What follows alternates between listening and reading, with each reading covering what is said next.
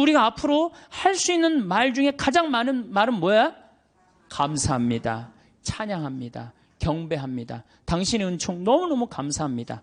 그러다가 정 필요한 게 있으면은 그렇게 하다가 끝에 내가 요즘 우리 아들이 요새 고등학교 3학년이라 시험을 보는데 우리 아들 마음을 좀 차분하게 해주십시오, 주님. 시험 잘 보게 해달라는 것도 그것도 기복이죠. 시험 잘 본 거 지가 노력해야지 잘 보지 예수님이. 그래서 제가 가끔 성령 세미나 때 여기 앞에 앉아있는 분들한테 여러분들 여기 왜 나왔냐고 제가 물어봐요. 병 고치려고 나왔대요. 병 고치려면 산에 가야지 왜 성당에 와. 그러면 예수님이 눈 아플 때 눈 고쳐주고 배 아플 때 배 고쳐주고 다리 아플 때 다리 고쳐주고 아플 때마다 고쳐줘요? 아니죠? 예수님은 아플 때마다 고쳐주는 분이 아니에요. 건강은 내가 챙기는 거지 하느님이. 물론 은총으로 인간의 한계가 어쩔 수 없을 때 예수님이 은총을 주셔서 고쳐주실 때 있어요. 많아요. 그런 경우. 그런 경우 참 많습니다. 저 그런 경우 많이 봤고 다음 시간에 내가 그런 예만 또 이제 들을 거예요.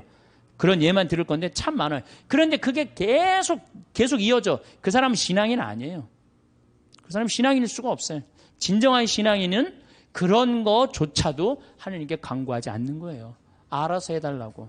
당신이 알아서 해달라고. 예. 예수님이 마지막 골고타 언당에서 뭐라고 그러셨어요? 아버지 이 쓴 잔을 저에게서 거두어 주소서. 그러나 제 뜻대로 마시고 아버지 뜻대로 하소서. 근데 우리는 항상 하느님 뜻은 생각하지 않고 하느님의 뜻을 실천하려고 덤벼드는 게 아니고 하느님이 누구 뜻을 실천해야 돼? 내 뜻을 실천해야 돼. 성당에 왜 나왔다고요? 마음의 평화를 얻기 위해서? 아닙니다. 성당에는 하느님께 경배드리기 위해서, 하느님께 찬양드리기 위해서 나온 거예요. 그리고 그 다음은 내 영혼이 구원받기 위해서 나오는 거예요. 그림이라는 게요, 우리 신앙에 굉장한 도움을 줍니다. 제가 능평성당이라고 경기도 광주에 있는 성당인데 거기에 참 재미난 일이 있었어요. 그 능평성당에 그 관할 안에 미술관이 하나 있었어요. 미술관이 하나 있어갖고 초청장이 왔어요. 저는 굉장히 그런 거 가는 걸 좋아합니다. 갔는데 그 따삐라고 직조, 실로 이렇게 짜는 거 있죠.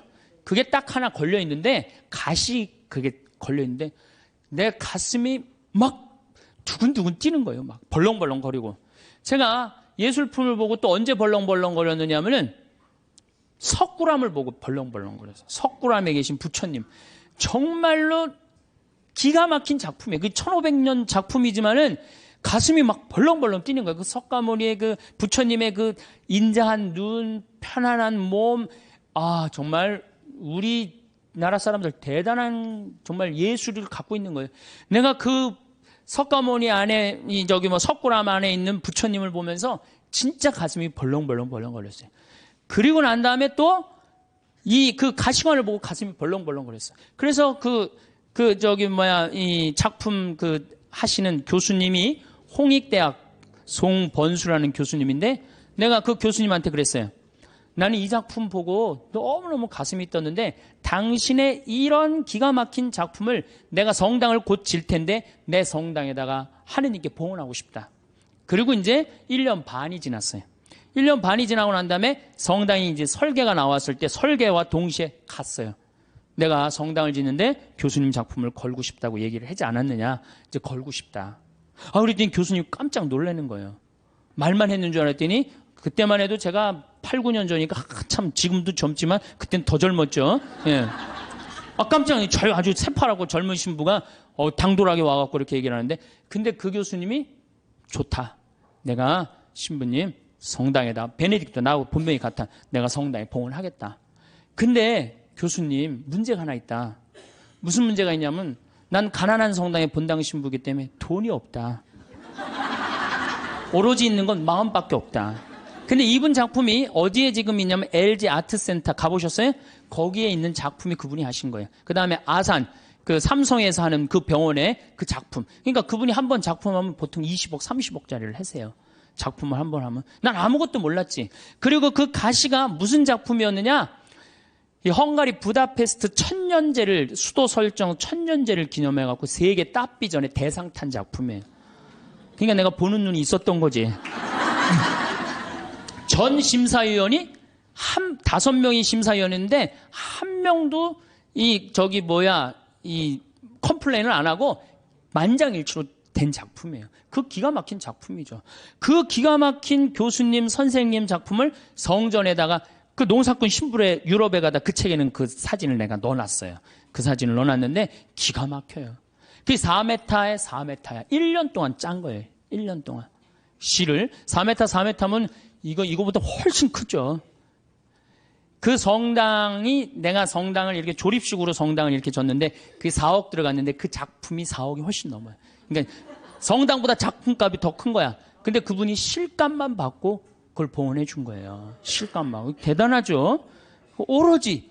그래갖고 이제 교수님하고 둘이서 작품이 완성됐을 때 그 앞에서 술을 먹고 둘이서 춤을 추고 노래했던 기억이 나요. 이 노래하고 춤추는 게 좋은 거예요. 그래서 그 머리 하얀 교수님하고 새파란 신부하고 정말로 제 인생의 큰 추억이에요. 아주 큰 추억이에요. 우리가 기도할 때 숨을 잘 쉬면서 기도해야 되거든요. 하느님이 인간을 창조하시고 뭐를 불어넣으셨다고 그래요? 숨을 불어넣었다. 그러니까 내가 숨 쉬는 걸 숨이 들어오자마자부터 내가 쉬기 생명이 이게 뛰기 시작한 거란 말이야. 그러니까 내가 지금 숨 쉬는 거는 하느님의 생명을 쉬는 거예요. 그러니까 숨을 잘 쉬어야 돼요.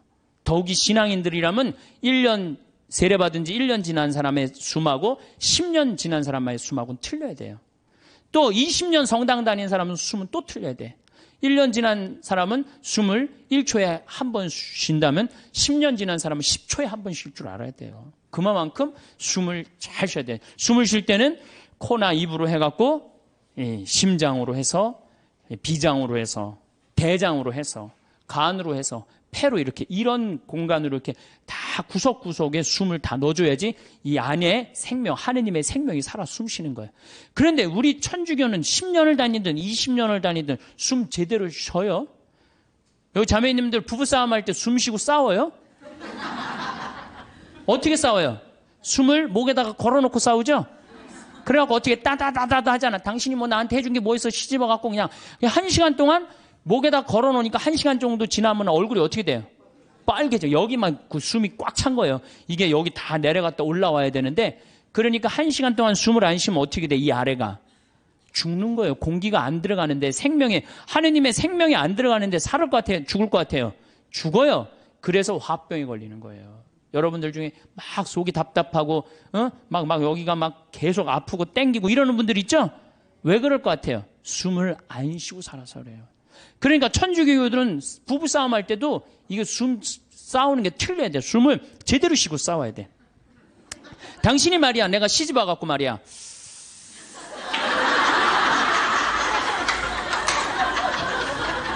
해준 게 뭐가 있어? 외식을 한번 시켜줬어? 여행을 한번 시켜줬어? 이 정도는 돼야지 도인이라고 그러는 거예요. 우리가 하느님을 찬양하기 위해서 춤과 노래를 통해서 하느님께 경배드리고 찬양할 수 있는 좋은 춤과 노래는 우리 신앙의 좋은 동반자라는 말씀을 드렸습니다.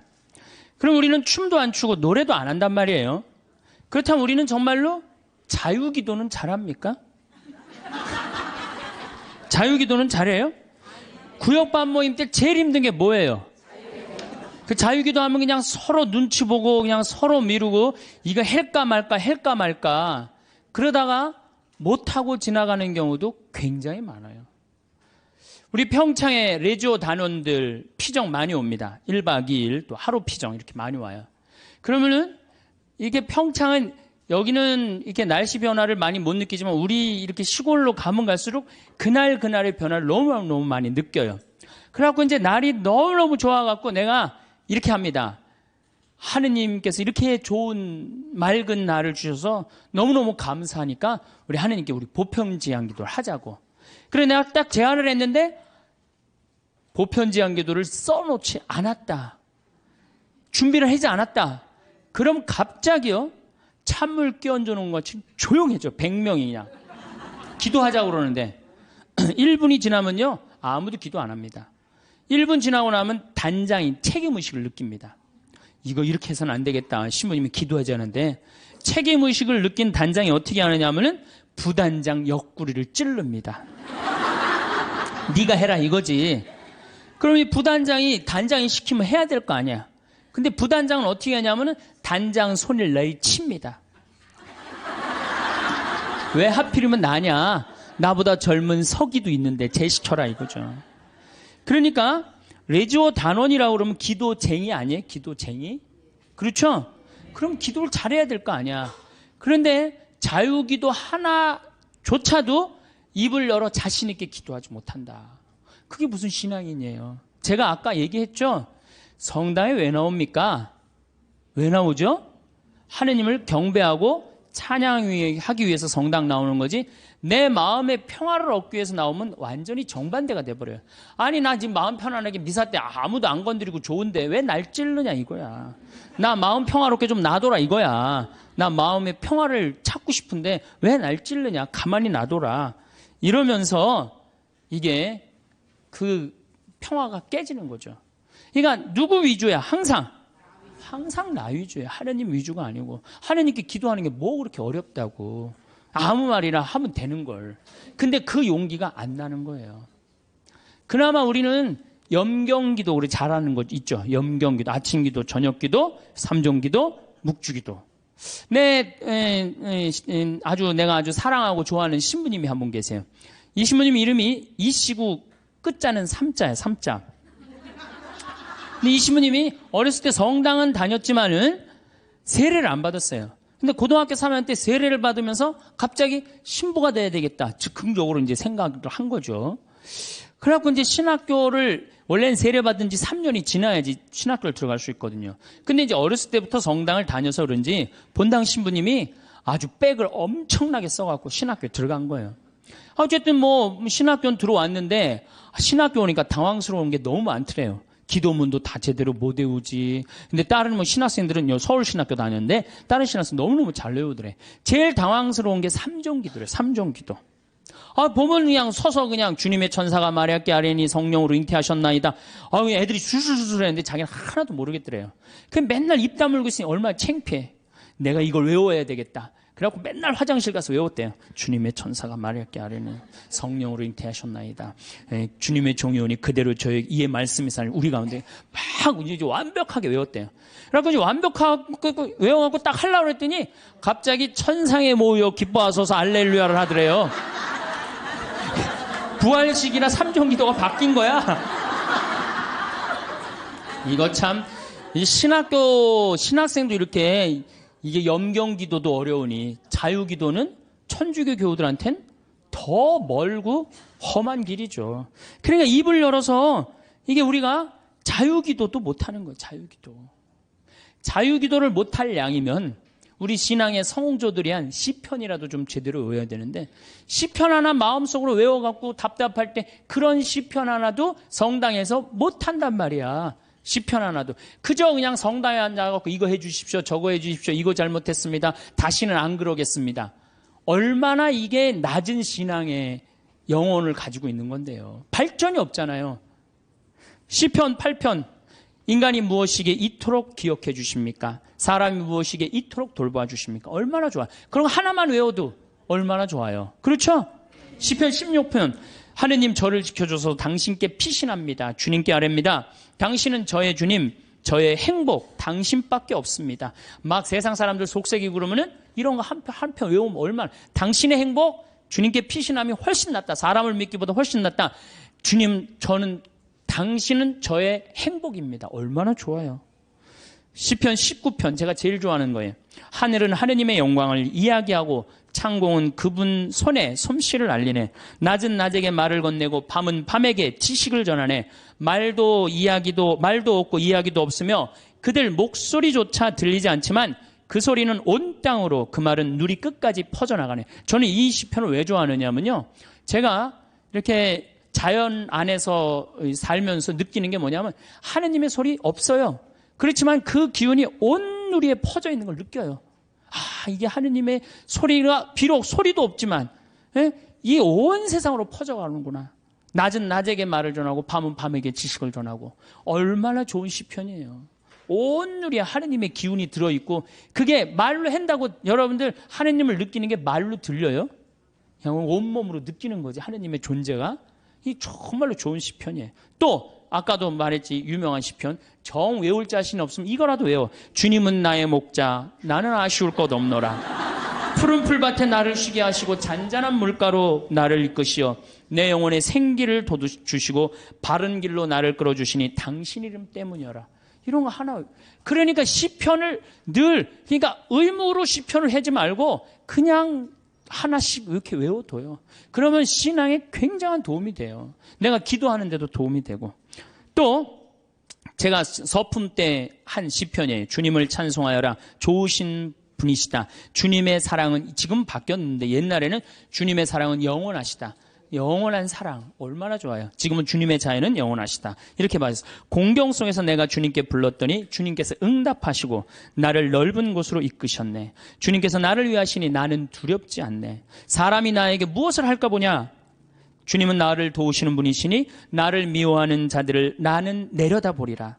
주님께 피신함이 더 낫네. 사람을 믿기보다. 주님께 피신함이 더 낫네. 제후들을 믿기보다. 주님이 최고란 얘기죠. 주님께서 나를 도우셨네. 주님은 나의 힘. 좋잖아요. 주님은 나의 힘, 나의 굳셈, 나의 구원이 되어주셨네. 당신은 저의 하느님, 당신을 찬송합니다. 저의 하느님, 당신을 높이 기립니다. 주님을 찬송하여라. 좋으신 분이시다. 그의 사랑은 영원하시다. 얼마나 좋아요. 이런 거 한두 개는 외워야 될 거 아니야. 10년, 20년 다녔으면. 10년, 20년 다니고 이런 거 하나 못 외우고 그러고 앉아있으면 그게 무슨 신앙의 깊이가 들어가겠어요. 그리고 지금 여기서 아멘, 아멘 하는데 내가 아마 교회 가서 이거 지금 아까부터 한 강의 지금까지 했으면 아멘이 한 100번은 더 나왔을 거야. 이제 조금씩 나오기 시작하네. 이제 아멘이. 저는 미사 때요, 제일 즐거운 시간이 언제냐면 응송할 때예요. 얼마나 아름다워요. 그 시편이.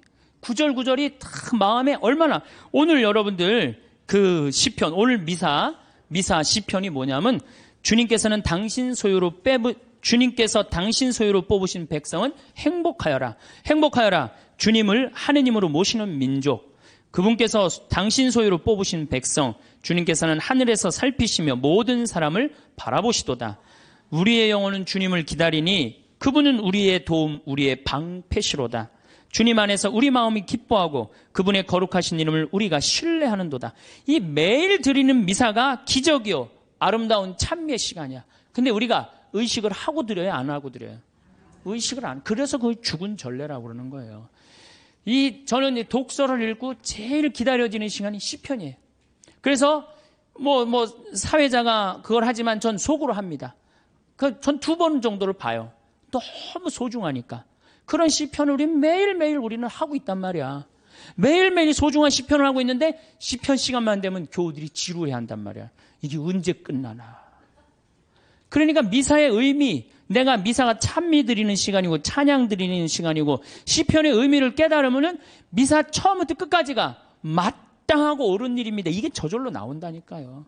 미사 끝나고 나면 정말 나 오늘 하나님께 경배 드렸어. 찬양 드렸어. 성가도 틀려도 제일 크게 부르고 얼마나 좋아요. 그러면 우리가 자유기도도 못해. 그렇다고 시편 기도도 잘 못해요. 그럼 묵상 기도는 잘해요? 묵상 기도. 그래도 제일 잘할 수 있는 것 중에 하나가 묵상 기도예요. 천주교 교우들이 나도 이제 기도 좀 마음 잡고 한번 해봐야 되겠다. 그래서 성당에 가갖고 이제 마음 잡고 딱 조용한 깜깜한 데서 딱 앉아갖고 기도를 하기 시작했어. 주님, 오늘 아침부터 내가 잘못한 게, 우리는 무조건 잘못한 것부터 시작하죠. 하느님께 감사하고 찬양하고 그 다음에 잘못한 걸 생각해야 되는데 우리는 성당에 앉자마자부터 뭐해? 아침부터 내가 누구 마음 상처 준 건 없나 이런 거 생각하고. 그러니까 찬양이 자꾸 밀리는 거야. 제일 먼저 기도는 뭐부터 해야 돼? 찬양부터 해. 하느님 아버지, 오늘 밥 세끼 먹게 해주셔서 감사합니다. 내가 당신 은총 속에서 살게 해주셔서 감사합니다.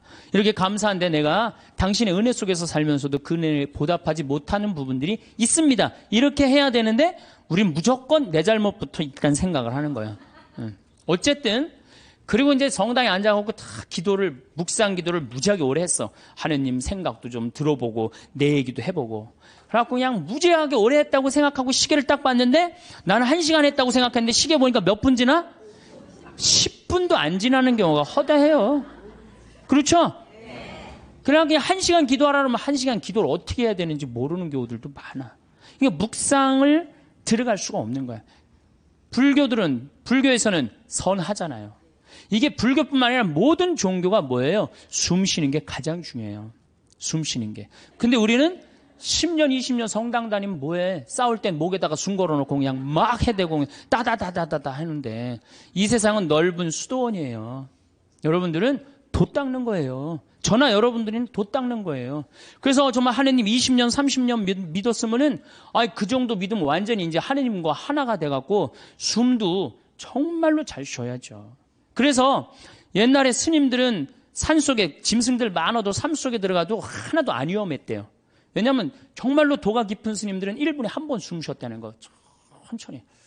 그래서 내가 몸이 안 좋은데 이 숨을 느껴야 돼요. 내가 이렇게 저는 우리 교우들한테 이 기도를 평창에서 가르쳐 주는데 천천히 쉬면요 다 느껴져요. 간에, 위에, 폐에 정말로 생명이 하느님의 하느님의 생명이 다 공급되는구나 그런 걸 다 느껴요. 그러니까 스님들은 산에서 내가 오늘 밤에 참선을 해야 되겠다. 돌에서 탁 소하면 1분에 한 번씩 숨 쉬는 거야. 그럼 짐승들이 스님을 공격하다가 같이 숨을 맞추는 거야. 1분에 한 번씩 자기도 쉬는 거야. 새벽에 깨보면 다 죽어 있는 거야. 얘네들이 숨을 제대로 못 쉬어갖고. 그러니까 옛날에 스님들은 아무리 깊은 산 속에서도 위험하지가 않았다는 거예요. 그게 도로 가는 길이에요. 근데 우리는 뭐야? 우리는 춤도 안 춰, 노래도 안 해, 자유기도도 할 줄 몰라, 시편도 외울 줄 몰라, 그렇다고 묵상기도도 할 줄 몰라. 아니 성당에서 맨날 기도와 열심히 하라고 그러는데 도대체 어떻게 해야 되는 거야? 기도하는 방법을 알려줘야 될 거 아니야.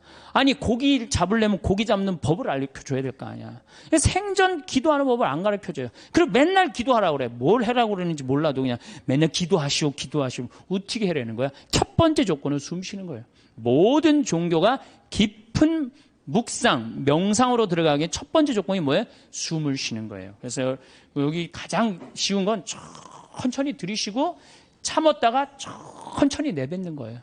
그게 되면은 마음이 안정이 돼요. 그렇게 한 15분 정도 하고 나면은 그 다음에는 참 고요해져요.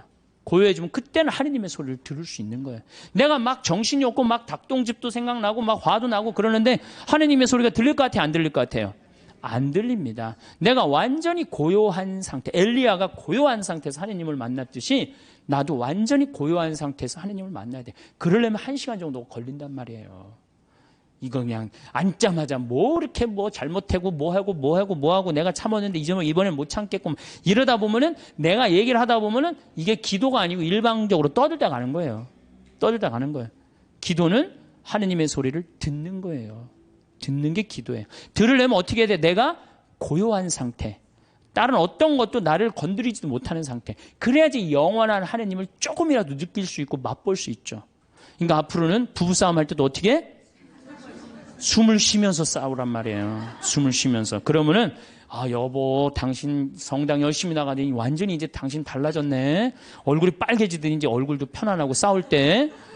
그리고 이거 당신 1시간 10분이면 다 쏟아낼 얘기를 1시간에 천천히 하니까 나도 마음이 그래 내가 잘못한 것 같아. 이러지. 이건 말할 시간도 없이 그냥 따다다다다다 해대면은 성당 단위나 많아져. 그렇죠? 여러분들은 넓은 수도원에 사는 구도자들이에요. 저도 마찬가지고. 그러니까 이제는 숨을 잘 쉬시기 바랍니다. 어떻게? 당신이 말이야. 내가 시집 와갖고 말이야.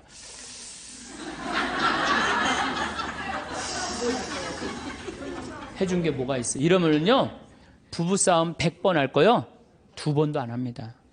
자식한테 100번 싸울 거, 1번도 안 싸우게 돼요. 그래야지 마음에 평화가 오는 거예요.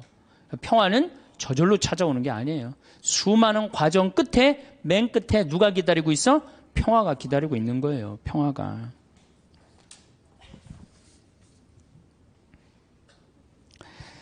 자, 이제 춤도 안 춰, 노래도 안 불러, 자유기도도 할 줄 몰라?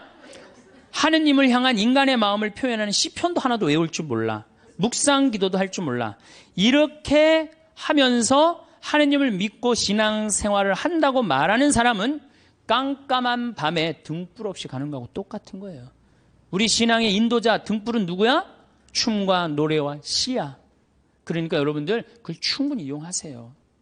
물론 성서도 있고 성사도 있고 우리 천주교는 좋은 게 너무너무 많아요. 정말 굉장히 풍요로운 종교예요. 그런데 거기에 맞춰서 이게 성사와 성서가 살아 숨쉬려면 누구의 도움이 필요해? 춤과 예술이 필요하다는 얘기. 한마디로 쉽게 얘기하면은. 그래서 교회에선 예술가들을 무시하면 안 돼요. 그림 그리는 사람, 춤추는 사람, 노래하는 사람, 시 쓰는 사람들 귀하게 여겨야 돼요.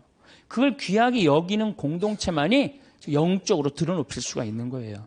자, 이제 그렇다면 남은 건 그림이야, 그림. 근데 이 천주교가 그나마 버티는 게 뭐 때문에 버텨? 그림 때문에 버티는 거, 그림 때문에. 제가 입고 있는 이 복장, 이게 뭐예요? 그림이야, 그림. 여러분들 신부님이 수단 입고 있는 거, 제의 입고 있는 거, 그림이에요, 그림 아니에요. 다 그림이에요. 사람이 시각적으로요, 그렇게 거룩해 보이는 건 굉장히 도움을 많이 받는 거예요.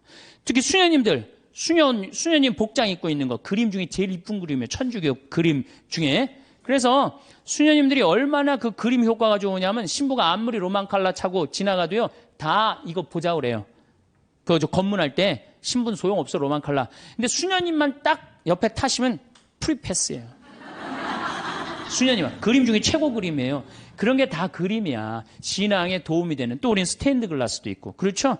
스테인드 글라스도 있고. 천주교가 그나마 그림 때문에 이게 영적인 거룩한 그 느낌을 많이 가질 수가 있는 거예요. 성당도 영적으로 그림, 예술적으로 얼마만큼 잘 짓느냐에 따라서 우리들이 알게 모르게 신앙에 도움이 굉장히 많은 거예요. 강당 들어가는 거하고 성당 들어가는 거 느낌이 어때요, 여러분들?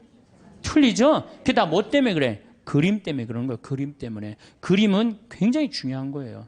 제가 이콘을 좀 오늘 조금 설명을 드릴 건데, 이 이콘 보면은 이거는 메나스라는 이 수도원 6세기 때 이콘이에요. 잘 안 보이시죠? 이건 예수님인데 보시면은 예수님은 성소를 갖고 있고 수도원은 서약서를 갖고 있는데 이 그림에 보면 이 눈이 어때요, 여러분들? 제정신인 눈 같아? 제정신이 아닌 눈 같아요? 약간 막간 눈 같지 않아요? 저는 이 그림 참 좋아합니다. 왜냐하면 우리가 하느님을 믿는 사람들, 하늘로 향하는 사람들은 눈이 어때야 돼? 약간 맛이 가야 돼요. 우리는 어디를 향해야 돼? 하늘로 향하려면 눈을 약간 들어 올려야지. 그래야 맛이 가야 돼요. 신학교에서 보면은 그런 애들이 있어요. 그래서 걔네들 별명이 뭐냐? 쌍뚜스라, 쌍뚜스. 걔네들은 눈을 이렇게 들고 다녀요. 하느님을 계속 생각하느냐고.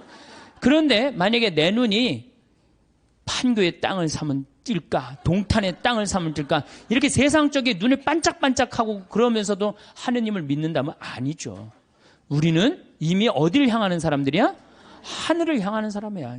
정말로 먼 데를 보는 눈이어야 돼요. 그래서 눈이 이렇게 맛이 간 거예요. 굉장히 좋은 의미가 있는 거예요. 또 예수님이 이 수도원 원장 어깨에 어떻게 손을 얹고 있죠. 이게 뭐냐 하면은 친구야, 친구. 여러분들 친한 친구끼리 어떻게 하지? 어깨동무하죠? 예수님 우리 어깨동무. 이게 루브르 박물관에 있는 이콘이에요. 어깨, 나의 친구가 되어주시는 예수님. 얼마나 좋아요. 이 그림만 보고 있어도 그냥 마음이 편안해진단 말이야. 이런 그림이 집에 걸려 있어야지. 근데 내가 가정방문 가면 이런 성화 하나도 안 걸려 있고 어떤 집은 맥주 회사에 그 여자가 막 쫙 이렇게 막 이러는 거 그냥 그런 거 걸려 있어. 그 집이 거룩할 것 같아, 안 거룩할 것 같아요?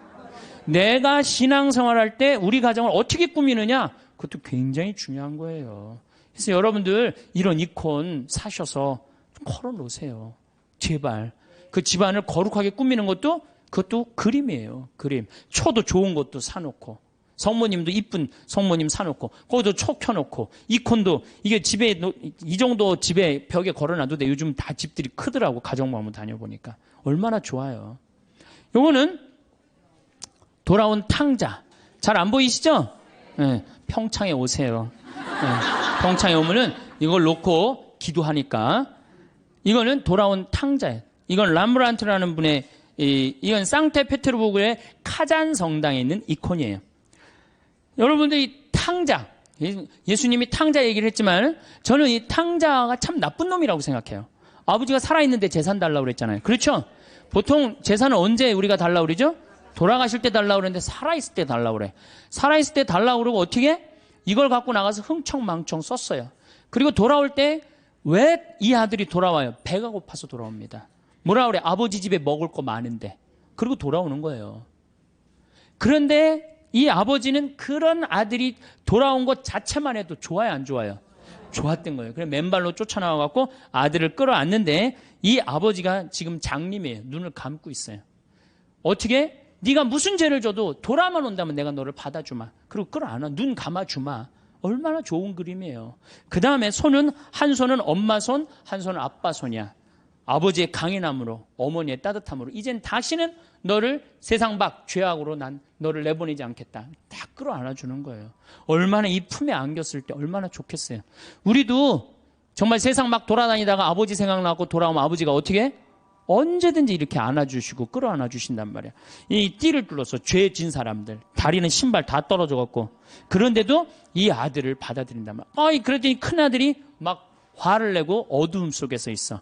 여러분들 마음 안에 미움, 질투, 시기가 있다면 여러분은 항상 어디 속에서 살 것 같아요? 어둠 속, 기쁨으로 나올 수가 없어요. 기쁨으로 나올 수가 없어요. 그러니까 우리가 살아가면서 항상 기쁘게 살아야 돼. 기쁘게 살려면 누굴 미워하면은 미워하는 것도 습관이에요. 어떤 사람 보면 어떤 사람은 신학교 때도 어렸을 때 보면 주위 애들 막 욕했는데 아직도 만나도 욕해. 그 습관이에요, 습관. 근데 사람 안 미워하는 거 습관 들이면요, 세상 편안해요. 사람은 막, 누군 왜 저러냐, 누군 왜 저러냐, 그런 거 신경 안 쓰고 살면요, 세상 편안해요. 근데 큰 아들은 그걸 못했기 때문에 어둠 속에 있는 거예요, 어둠 속에. 여러분도 혹시 지금 어둠 속에 계신 분들 혹시 안 계세요? 빨리 빛으로 나오세요. 아버지의 빛으로. 이 그림만 봐도 우리가 기도할 수 있는 거예요. 이 그림만 봐도. 자, 그 다음에 이쪽 그림은 나의 왼편을 바라보시는 예수님이야. 왼편. 예. 이 왼편을 바라보시는 예수님, 이 그림도 전 참 좋아해요. 왜 좋아하냐면은 사람들은요, 항상 오른편을 좋아합니다. 잘생기고, 유명하고, 높고, 권력이 있고, 그런 거 좋죠? 여러분들 혹시 무슨 장관 알고 있다면, 나 그 사람 알아, 나 그 사람 밥 먹어서 무지하게 자랑하잖아요. 그렇죠? 유명한 사람 알고 있으면은, 그리고 멋있고 잘생긴 사람 좋아하게 돼 있어, 사람은 항상. 그런데 인간은 참 묘해요. 갑자기 그런 사람이 갑자기 흠이 하나 잡혔어. 그러면 그걸 핥히는 게 인간의 습성이에요. 끄집어내고. 아무도 나를 이해하지 못할 때 성당 앞에 가서 앉을 때 누가 나의 왼편을 바라봐줘요? 예수님만이 나의 더럽고 추악하고 정말로 드러내기 창피한 거를 예수님은 따뜻한 눈으로 바라봐 주신단 말이에요. 그러니 이 그림이 얼마나 좋은 그림이에요. 언제나 나의 단점을 얘기할 수 있는 그분. 얼마나 좋아요. 그림. 그래서 우리가 그림이 좋은 거예요. 이거는 내 발을 씻기신 예수님 얘기죠. 그렇죠? 예수님이고 베드로예요.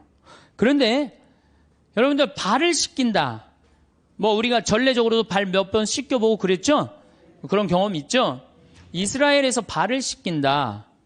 이건 종이 최고 밑으로 내려간 거예요. 얼마나 그 척박한 땅에 먼지가 얼마나 많아요. 그런데 베드로의 발을 씻긴다. 그런데 예수님의 얼굴이 베드로한테 안 가 있고 어디가 있느냐면 베드로의 발에 입을 맞추고 있어요. 정말 예수님은 낮출 때까지 낮추고 계신 거예요. 그러니까 너무 감격한 베드로가 예수님을 끌어안죠. 자, 생각해 보세요. 내 친구가 돼서 어깨 동무를 해주고 내가 잘못할 때 돌아오면은 끌어안아주고 눈 감아주고 나의 왼편을 바라봐 주시고 내 발을 씻겨주신 예수님. 이 예수님한테 우리가 할 일이 뭐가 있을까요? 감사드리고 찬양 드려야지. 여기다 또 뭘 시켜? 우리 예수님 너무 시켜 먹는 거 아니에요? 이제 그만 시켜야 돼요. 여기 이제 예수님은 마지막에는 우리 인간을 위해서 어떻게 하셨어? 십자가에 당신의 목숨을 바치셨어요. 이 예수님께 우리가 경배드리지 않는다면, 우리가 이 예수님께 감사드리지 않는다면, 우리가 이 예수님께 찬양드리지 않는다면 우리가 무슨 신앙인이에요? 우리들은 성당에 나오는 이유가 마음의 평화를 얻기 위해서 나오는 거 아니에요. 이 받은 은혜가 너무 많은 예수님께 감사드리고 찬양드리기 위해서 나온 거예요. 여러분들, 이제는요, 여러분들이 예수를 사랑하시면 좋을 것 같아요. 예수를.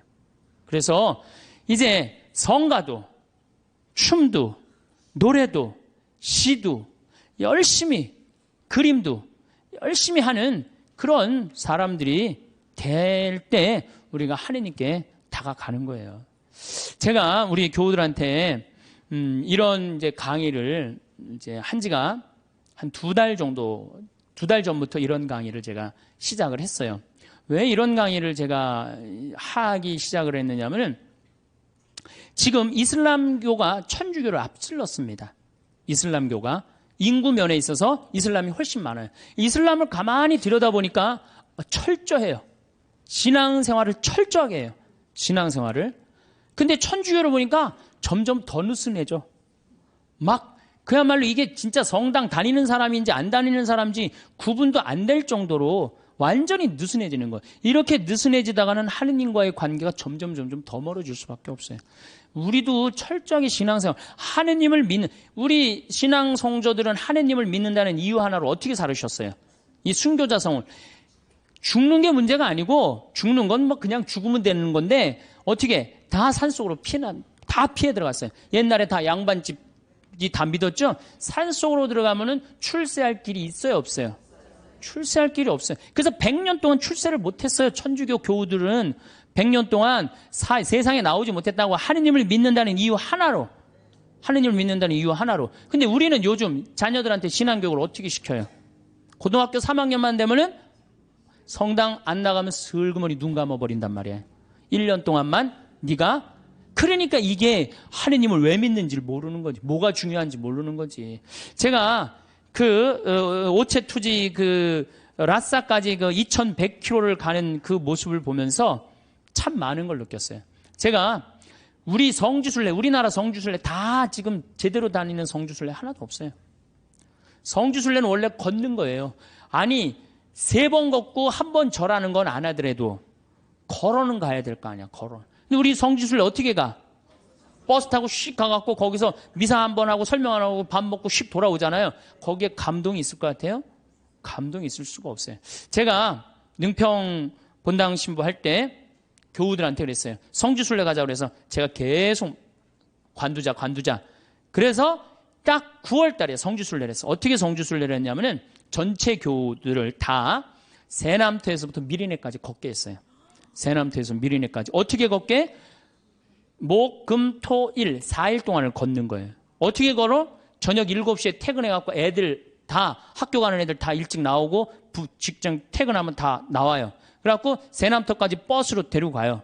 그래서 세남터에서부터 과천 남태령 가갖고 과천 지나갖고 인덕원 성당 거기까지 딱 가니까 새벽 2시야. 그럼 그땐 또 관광버스 타고 집으로 가는 거예요. 다음날 아침에 일어나갖고 다 출근하고 애들 학교 다 가. 다음날 또 저녁 7시에 인덕원서부터 또 걷는 거예요. 인덕원서부터. 그래갖고 인덕원부터 하우연 성당 해갖고 이 능평 우리 성당 있는 데까지 또 오는 거예요. 우리 성당이 김대건 신부님이 시신이 지나갔던 데거든요. 시신이 지나갔는데 거기서 이제 또 헤어지는 거예요. 새벽 2시에 마지막 기도하고. 그 다음에 이제 토요일 날은 2시부터 밤 10시까지 양지까지 우리 성당 광주에서부터 양지까지 걷는 거예요. 전체 교우가. 그리고 이제 주일날은 이제 전체 교우들 하루에 300명, 400명씩 걸었으니까 우리 교우가 2,000명밖에 안 됐거든요. 그냥 다 걸은 거지 교우들은. 그래갖고 이제 마지막 날은 양지에서부터 삼도고개 넘어가고 미리네 이제 김대원 신부님 무덤 앞에 가갖고 무릎을 꿇고 다 신부님 앞에서 조배를 하는데 다 우는 거예요. 교우들이. 그게 성지순례라는 거예요. 그게. 우리 너무 쉽게 신앙생활해요 요즘. 그냥 거저하는 거 거저. 그러니까 쉽게 신앙생활하니까 하느님을 깊게 느끼지도 못하고 쉽게 떠나고. 그래서 여러분들 이제는 신앙생활의 본질을 우리가 잡아야 돼요. 그건 너무너무 쉬워요. 천주교 요리문답 1조만 생각하면 돼. 사람이 무엇을 위하여 낳느냐? 천주를 알아 공경하고 자기의 구원을 위하여 낳느니라. 그래서 이제 천주님을 공경하는 데는 우리가 뭘 해야 돼? 찬양. 성가 부르고 춤춰드리고, 춤은 밤 10시에 성당 가서 이제 다 문 걸어 잠고 추세요. 예? 밤 10시에. 그리고 성가도 그래요. 저는 성가를 혼자서 성당에서 1시간씩 부르는 걸 참 좋아해요. 그냥 내가 아는 노래 그냥 다 부르는 거예요. 성당에서. 뭐 요즘은 뭐 성당 교우들이 많이 와갖고 잘 부르지는 못하지만은 그래도 옛날에는 성가 1시간, 2시간 부르고 나면 그렇게 행복해요. 여러분들도 그렇게 성가 부르세요. 그리고 집에서도 불러 좀. 제발. 오늘 밤에 당장에 순교자 성월이니까 장하다, 순교자, 설아벌, 예터절에 저녁에 집에서 부르란 말이에요. 예? 그래야만이 내가 신앙이 뜨거워지는 거예요. 예? 그럼 막 성가 부르는데 막 밤 9시, 막 9시 반 막 너무 뜨거워. 그럼 바로 그 뜨거운 마음을 성당에 가갖고 제일 예쁜 옷을 입고 가갖고 딱 춤추고 딱 들어오란 말이야. 그러면은 하느님과의 관계가 제대로 형성이 되는 거예요. 그리고 여러분들 시편 기도 좀 하고, 아침에 일어나고 하나, 그 시편 다 처음부터 끝까지 읽지 마시고 하나만 펴도 좋은 내용이 너무너무 많아요. 그냥 내 마음을 그대로 표현하는 시편들이 천재야. 150편까지 여러분들 보십시오. 아주 기가 막힙니다. 그러니까 시편 하나씩 읽고 얼마나 좋아요. 또 저녁에 주무실 때 어떻게 숨을 천천히 2번 들이쉬고 4번 내뱉고, 다음에 4번 들이쉬고 8번 내뱉고, 천천히 나눠서. 그러니까 숨 한 번 쉴 때 1분 내지 2분 정도 천천히. 그러면 내 마음이 온전히 고요해진단 말이에요. 그럴 때 마지막에 촛불 켜놓고 기도하고 주무신다면 여러분들이 정말 얼마나 행복하겠어요. 하느님과의 만남도 친숙해지고. 그거 너무너무 쉽죠. 그 다음에 그림. 이제 집에 가서 맥주 그 사진은 다 떼어버리고 이콘.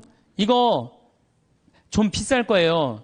뭐 한 2만 원, 3만 원 정도 될 거예요. 비싸지도 않지 사실은. 2만 원, 3만 원 하면은 그거 사다가 아이 방에도 하나 걸어주고, 그 다음에 어디야 집에도 거실에도 하나 걸고, 이렇게 여러분들이 집안을 거룩하게 가꾸고 신앙의 분위기로 완전히 돌려놓을 때 여러분들은 정말로 신앙인다운, 예수님 보시기 이쁜 그런 신앙인이 될 수 있습니다. 시간이 지날수록 계속 만나야 하나를 고민하게 되는 사람이 있습니다. 친구니까 거리만 좀 두면 되지 않을까요? 물론 그런 사람도 있지만 아예 빨리 결단을 내려야 할 사람도 있습니다. 인간은 혼자서는 살아갈 수 없는 존재이지만 나에게 악영향을 미치는 사람과 억지로 관계를 이어나갈 필요는 없습니다. 모든 인연을 감수하려 하면 인생이 남루하고 괴롭습니다. 오랜 친구니까 무조건 참거나 받아들여라. 만난 시간이 중요한 게 아닙니다. 감당하기 어려운 인연은 적절히 손절하는 것이 좋습니다. 나중에 후회해봐야 뒤늦게 발견된 암세포와도 같습니다. 빠르게 잘라내야만 내가 살 수 있습니다.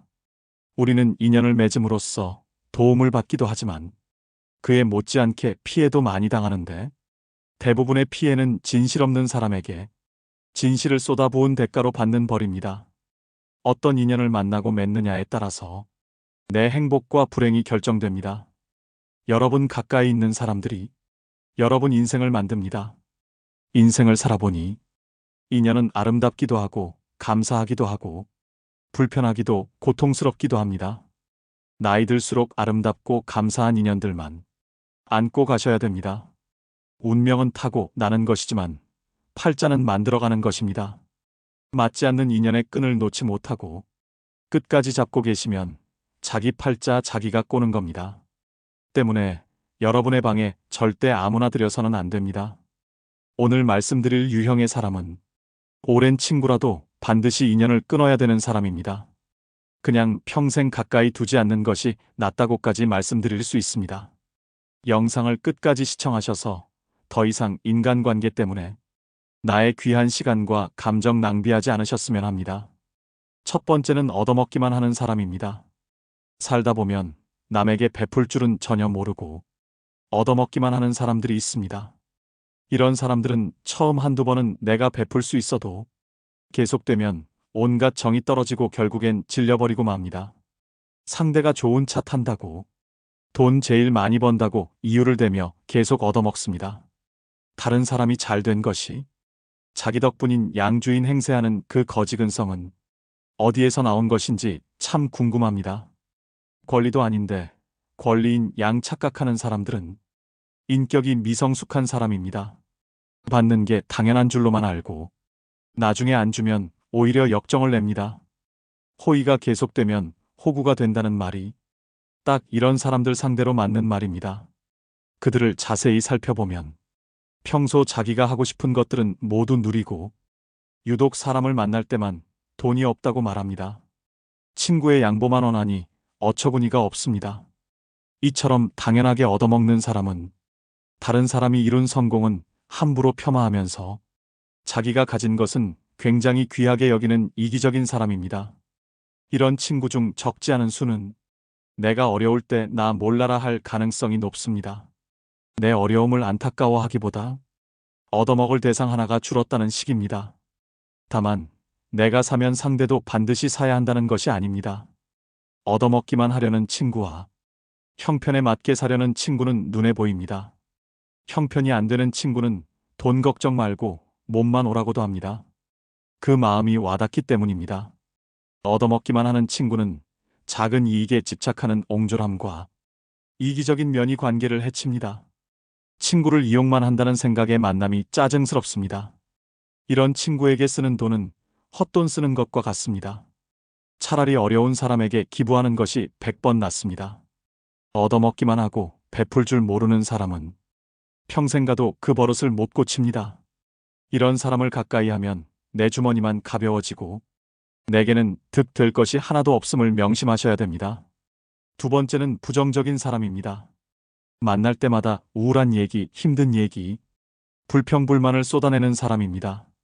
매번 들어주다 지쳐 해결 방안을 찾아주면 온갖 핑계를 대며 안 돼, 모태를 시전합니다.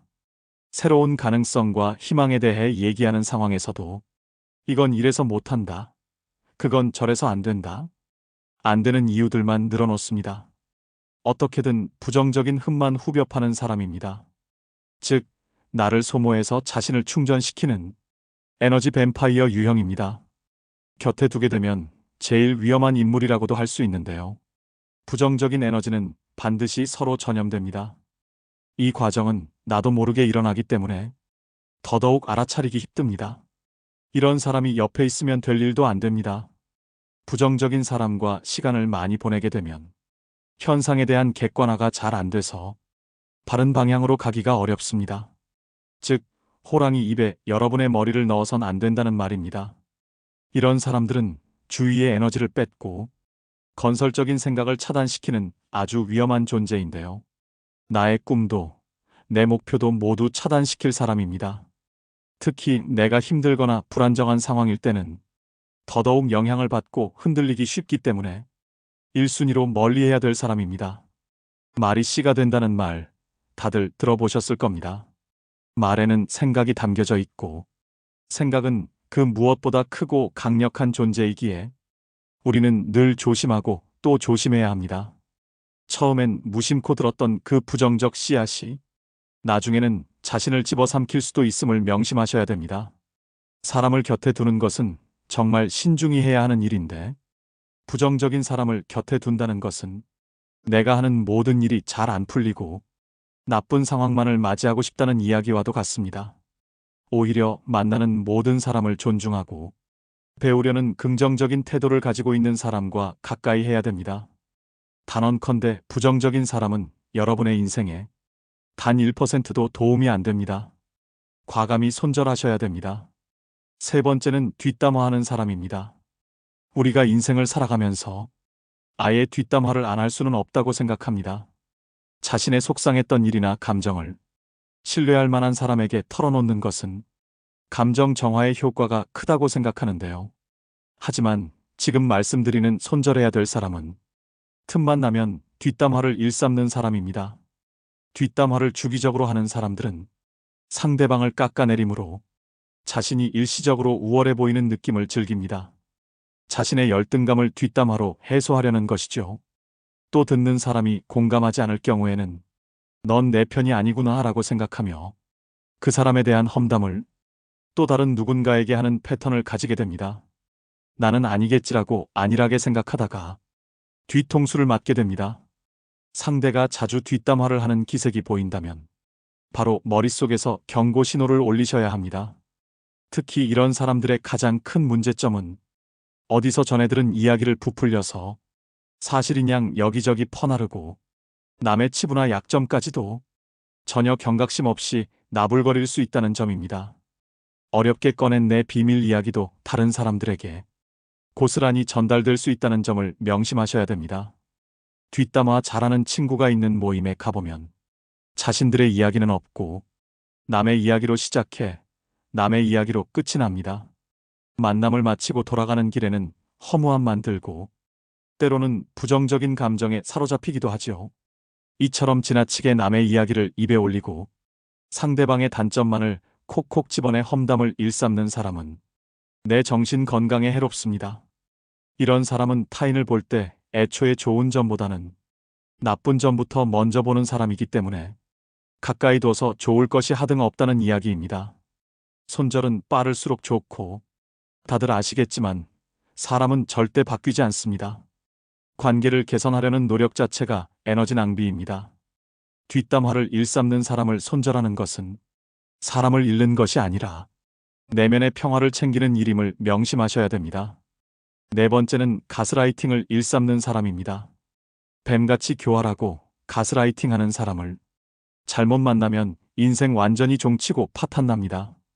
다른 유형의 사람들은 사람 자체가 악한 것은 아닐 수 있는데 이 유형의 사람들은 애초부터 타인을 조종하려는 악한 의도를 품고 있는 자들인데요. 가스라이터는 우리 일상생활에서 흔히 볼 수 있습니다. 너를 제일 잘 아는 사람은 나야. 다 널 생각해서 그러는 거야. 너 요즘 예민하다. 가스라이터들의 전형적인 화법입니다. 수많은 거짓말과 과장으로 자신에게 의지하게 만들고 다른 사람과의 관계를 끊게 합니다. 자기의 손바닥 위에 놓고 조종할 수 있는 만만한 사람을 호시탐탐 노립니다. 힘든 상황에 처한 사람들이 이들의 먹잇감이 되기 쉽습니다. 이들은 뱀처럼 교활한 속내를 지니고 있어서 본인의 이득을 위해서라면 타인이 어떻게 되든 전혀 상관하지 않고 자기 욕심과 이윤만을 채우기 위해 교묘하게 접근하는데요. 이런 악질인 가스라이터에게 휘둘리게 되면 결국 자기 자신을 믿지 못하게 되고 무능력하게 변하거나 의지가 사라집니다. 이럴수록 가스라이팅하는 사람에게 더욱 의지하게 되는 것이 문제입니다. 그렇기 때문에 이런 사람들은 잘 알아보시고 단칼에 잘라내셔야 합니다. 다섯 번째는 자기는 급이 다르다는 사람입니다. 오랜 친구의 경우 나이 들수록 사는 형편이 천차만별이 됩니다. 사회적 위치나 부에서 차이가 납니다. 동창 모임에 나가면 이런 차이는 확실히 체감됩니다. 어릴 적 순수했던 시절로 돌아가 이야기를 나누게 되지만 사실 너무 차이가 나면 불편한 것은 사실입니다. 사는 방식이 틀리다 보니 대화가 통하지 않기도 합니다. 이런 경우 친구를 존중하는 마음을 가진 사람들은 티를 내지 않으려고 노력합니다. 자신이 잘 사는 것에 대해 친구가 불편해할까봐, 혹시나 자신이 티 낼까봐 조심합니다. 반면 본인의 형편이 더 낫다고 친구를 깔보고 급을 나누는 사람이 있습니다. 심지어는 한참 즐겁게 대화하다가 이것 봐라라는 듯 친구의 행동을 어처구니 없다며 쳐다봅니다. 직장이었다면 나에게 이렇게 말하지 못한다. 직장에서의 직급을 친구 사이에서도 적용하나 봅니다. 친구를 마치 부하로 생각하는 듯한 언행을 하는 경우가 있습니다.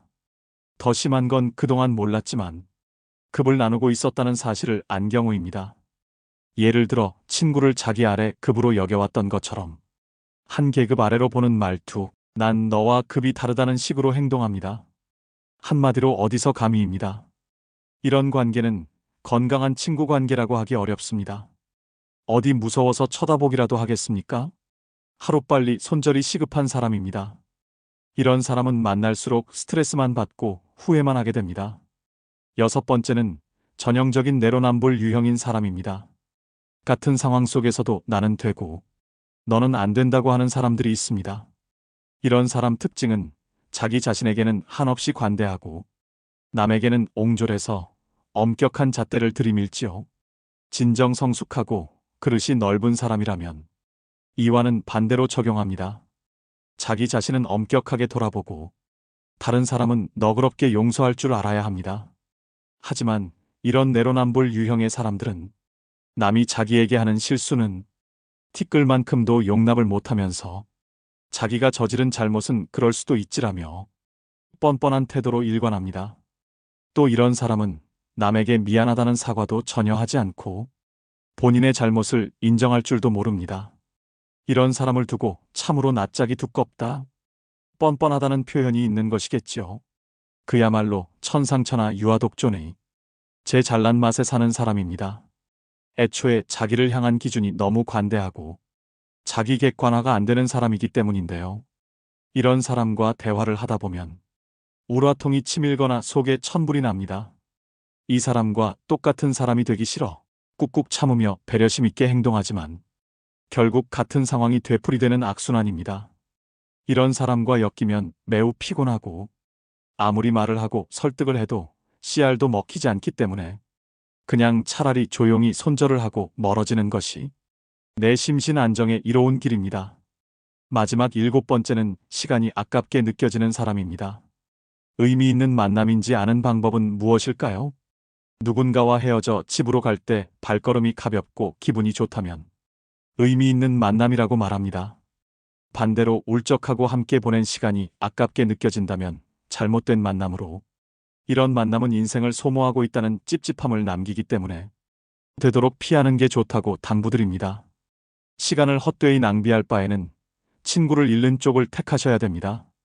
흘러간 시간은 돌이킬 수 없지만 친구는 새로 사귈 수 있기 때문입니다. 생각보다 인생은 짧습니다. 나이 먹을수록 시간의 의미를 깨닫고 만남을 소중히 여기게 됩니다.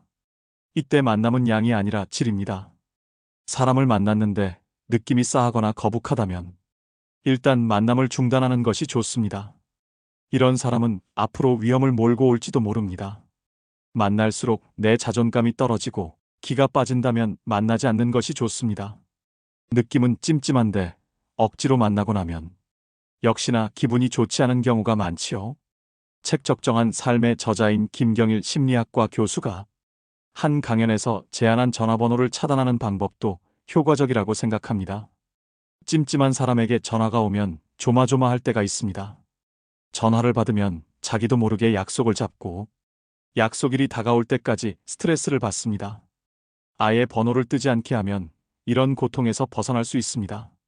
우연히 만나게라도 되면 전화기를 바꾸다가 연락처를 모두 날려버렸다고 하면 됩니다. 이때 절대 구구절절 설명하려 들지 마십시오. 내 마음도 부담스럽고 상대방에게도 들키게 됩니다. 가볍고 간단하게 말하면 됩니다. 죄 지은 사람처럼 행동하고 길게 설명하는 태도는 제발저린 행동입니다. 이런 사람과 애써 만남을 유지하면서 내 소중한 수명을 깎아먹지 마시기 바랍니다. 오늘의 영상 어떠셨나요? 말씀드린 손절해야 되는 사람 유형 7가지는 친구를 떠나서 모든 인간관계에서 통용됩니다. 어릴 때는 인간관계를 정리하고 손절을 하면 세상 큰일이 나는 줄 알았습니다. 그런데 나이가 들수록 내 곁에 나와 잘 맞고 대화가 잘 되는 사람이 있다는 게 감사하다는 생각이 듭니다. 안 맞는 사람들은 하루라도 빨리 끊어내는 것이 내 인생을 윤택하게 만드는 길임을 깨닫습니다. 상처를 받을 것인지 말 것인지, 또 상처를 키울 것인지 말 것인지도 내가 결정합니다. 그 사람의 행동은 어쩔 수 없지만 반응은 언제나 내 몫입니다. 진정한 인연이라면 최선을 다해서 좋은 인연을 맺도록 노력하고, 스쳐가는 인연이라 생각되면 무심코 지나쳐버려야 합니다. 그것을 구분하지 못하고 만나는 모든 사람들과 헤프게 인연을 맺어놓으면 쓸만한 인연을 만나지 못하는 대신에 어설픈 인연만 만나게 되어 그들에 의해 삶이 침해되는 고통을 받아야 합니다. 사람의 타고난 성격은 좀처럼 변하지 않으므로 고쳐 쓰기보다는 인연을 바꾸어 쓰는 것이 옳습니다. 즉, 덩굴손 나무는 가까이 두면 감고 올라가 해롭게 함으로 싹을 잘라버려야 함과 같지요. 물론 상대방이 한두 번 잘못했다고 가차없이 손절하라는 것은 아닙니다. 오랜 친구니까 그동안 이해하고 넘어갔던 부분이 많으실 겁니다. 많이 만나보고 심사숙고해서 내리는 결정입니다. 아닌 줄 알면서도 끝까지 붙들고 계시는 분들이 많습니다. 놓을 땐 놓을 줄도 알아야 됩니다. 모든 미련은 시절에 달린 것이며 언제 떠나느냐의 분기점이 다를 뿐입니다. 다스림에는 한계가 있으며 이를 분별하는 것이 통찰력이지요. 오늘의 영상이 인간관계에 있어 통찰력을 기르는 시간이 되셨길 바랍니다. 우리가 하느님을 찬양하기 위해서 춤과 노래를 통해서 하느님께 경배드리고 찬양할 수 있는 좋은 춤과 노래는 우리 신앙의 좋은 동반자라는 말씀을 드렸습니다. 그럼 우리는 춤도 안 추고 노래도 안 한단 말이에요. 그렇다면 우리는 정말로 자유기도는 잘합니까? 자유기도는 잘해요? 구역반 모임 때 제일 힘든 게 뭐예요? 그 자유기도 하면 그냥 서로 눈치 보고 그냥 서로 미루고 이거 할까 말까 그러다가 못하고 지나가는 경우도 굉장히 많아요. 우리 평창에 레지오 단원들 피정 많이 옵니다. 1박 2일 또 하루 피정 이렇게 많이 와요. 그러면은 이게 평창은 여기는 이렇게 날씨 변화를 많이 못 느끼지만 우리 이렇게 시골로 가면 갈수록 그날의 변화를 너무 많이 느껴요. 그래갖고 이제 날이 너무너무 좋아갖고 내가 이렇게 합니다. 하느님께서 이렇게 좋은 맑은 날을 주셔서 너무너무 감사하니까 우리 하느님께 우리 보편지향 기도를 하자고. 그래 내가 딱 제안을 했는데 보편지향 기도를 써놓지 않았다. 준비를 하지 않았다. 그럼 갑자기요. 찬물 끼얹어 놓은 것처럼 조용해져. 100명이 그냥. 기도하자고 그러는데 1분이 지나면요. 아무도 기도 안 합니다. 1분 지나고 나면 단장이 책임의식을 느낍니다. 이거 이렇게 해서는 안 되겠다. 신부님이 기도하자는데 책임의식을 느낀 단장이 어떻게 하느냐 하면은 부단장 옆구리를 찌릅니다. 네가 해라 이거지. 그럼 이 부단장이 단장이 시키면 해야 될 거 아니야. 근데 부단장은 어떻게 하냐면은 단장 손을 내칩니다. 왜 하필이면 나냐? 나보다 젊은 서기도 있는데 제시켜라 이거죠. 그러니까 레지오 단원이라고 그러면 기도쟁이 아니에요? 기도쟁이? 그렇죠? 그럼 기도를 잘해야 될 거 아니야. 그런데 자유기도 하나조차도 입을 열어 자신 있게 기도하지 못한다. 그게 무슨 신앙이에요? 제가 아까 얘기했죠? 성당에 왜 나옵니까? 왜 나오죠? 하느님을 경배하고 찬양하기 위해서 성당 나오는 거지 내 마음의 평화를 얻기 위해서 나오면 완전히 정반대가 돼버려요. 아니 나 지금 마음 편안하게 미사 때 아무도 안 건드리고 좋은데 왜 날 찌르냐 이거야. 나 마음 평화롭게 좀 놔둬라 이거야. 나 마음의 평화를 찾고 싶은데 왜 날 찌르냐. 가만히 놔둬라. 이러면서 이게 그 평화가 깨지는 거죠. 그러니까 누구 위주야? 항상 나 위주예요. 하느님 위주가 아니고. 하느님께 기도하는 게 뭐 그렇게 어렵다고. 아무 말이나 하면 되는 걸. 근데 그 용기가 안 나는 거예요. 그나마 우리는 염경기도 우리 잘하는 거 있죠. 염경기도, 아침기도, 저녁기도, 삼종기도, 묵주기도. 내가 아주 사랑하고 좋아하는 신부님이 한 분 계세요. 이 신부님 이름이 이시구 끝자는 삼자예요. 삼자. 근데 이 신부님이 어렸을 때 성당은 다녔지만은 세례를 안 받았어요. 근데 고등학교 3학년 때 세례를 받으면서 갑자기 신부가 돼야 되겠다. 즉흥적으로 이제 생각을 한 거죠. 그래갖고 이제 신학교를 원래는 세례 받은 지 3년이 지나야지 신학교를 들어갈 수 있거든요. 근데 이제 어렸을 때부터 성당을 다녀서 그런지 본당 신부님이 아주 백을 엄청나게 써갖고 신학교에 들어간 거예요. 어쨌든 뭐 신학교는 들어왔는데 신학교 오니까 당황스러운 게 너무 많더래요. 기도문도 다 제대로 못 외우지. 근데 다른 뭐 신학생들은 서울신학교 다녔는데 다른 신학생 너무너무 잘 외우더래. 제일 당황스러운 게 삼종기도래. 삼종기도. 보면 그냥 서서 그냥 주님의 천사가 마리아께 아뢰니 성령으로 잉태하셨나이다. 애들이 술술술 했는데 자기는 하나도 모르겠더래요. 그냥 맨날 입 다물고 있으니 얼마나 창피해.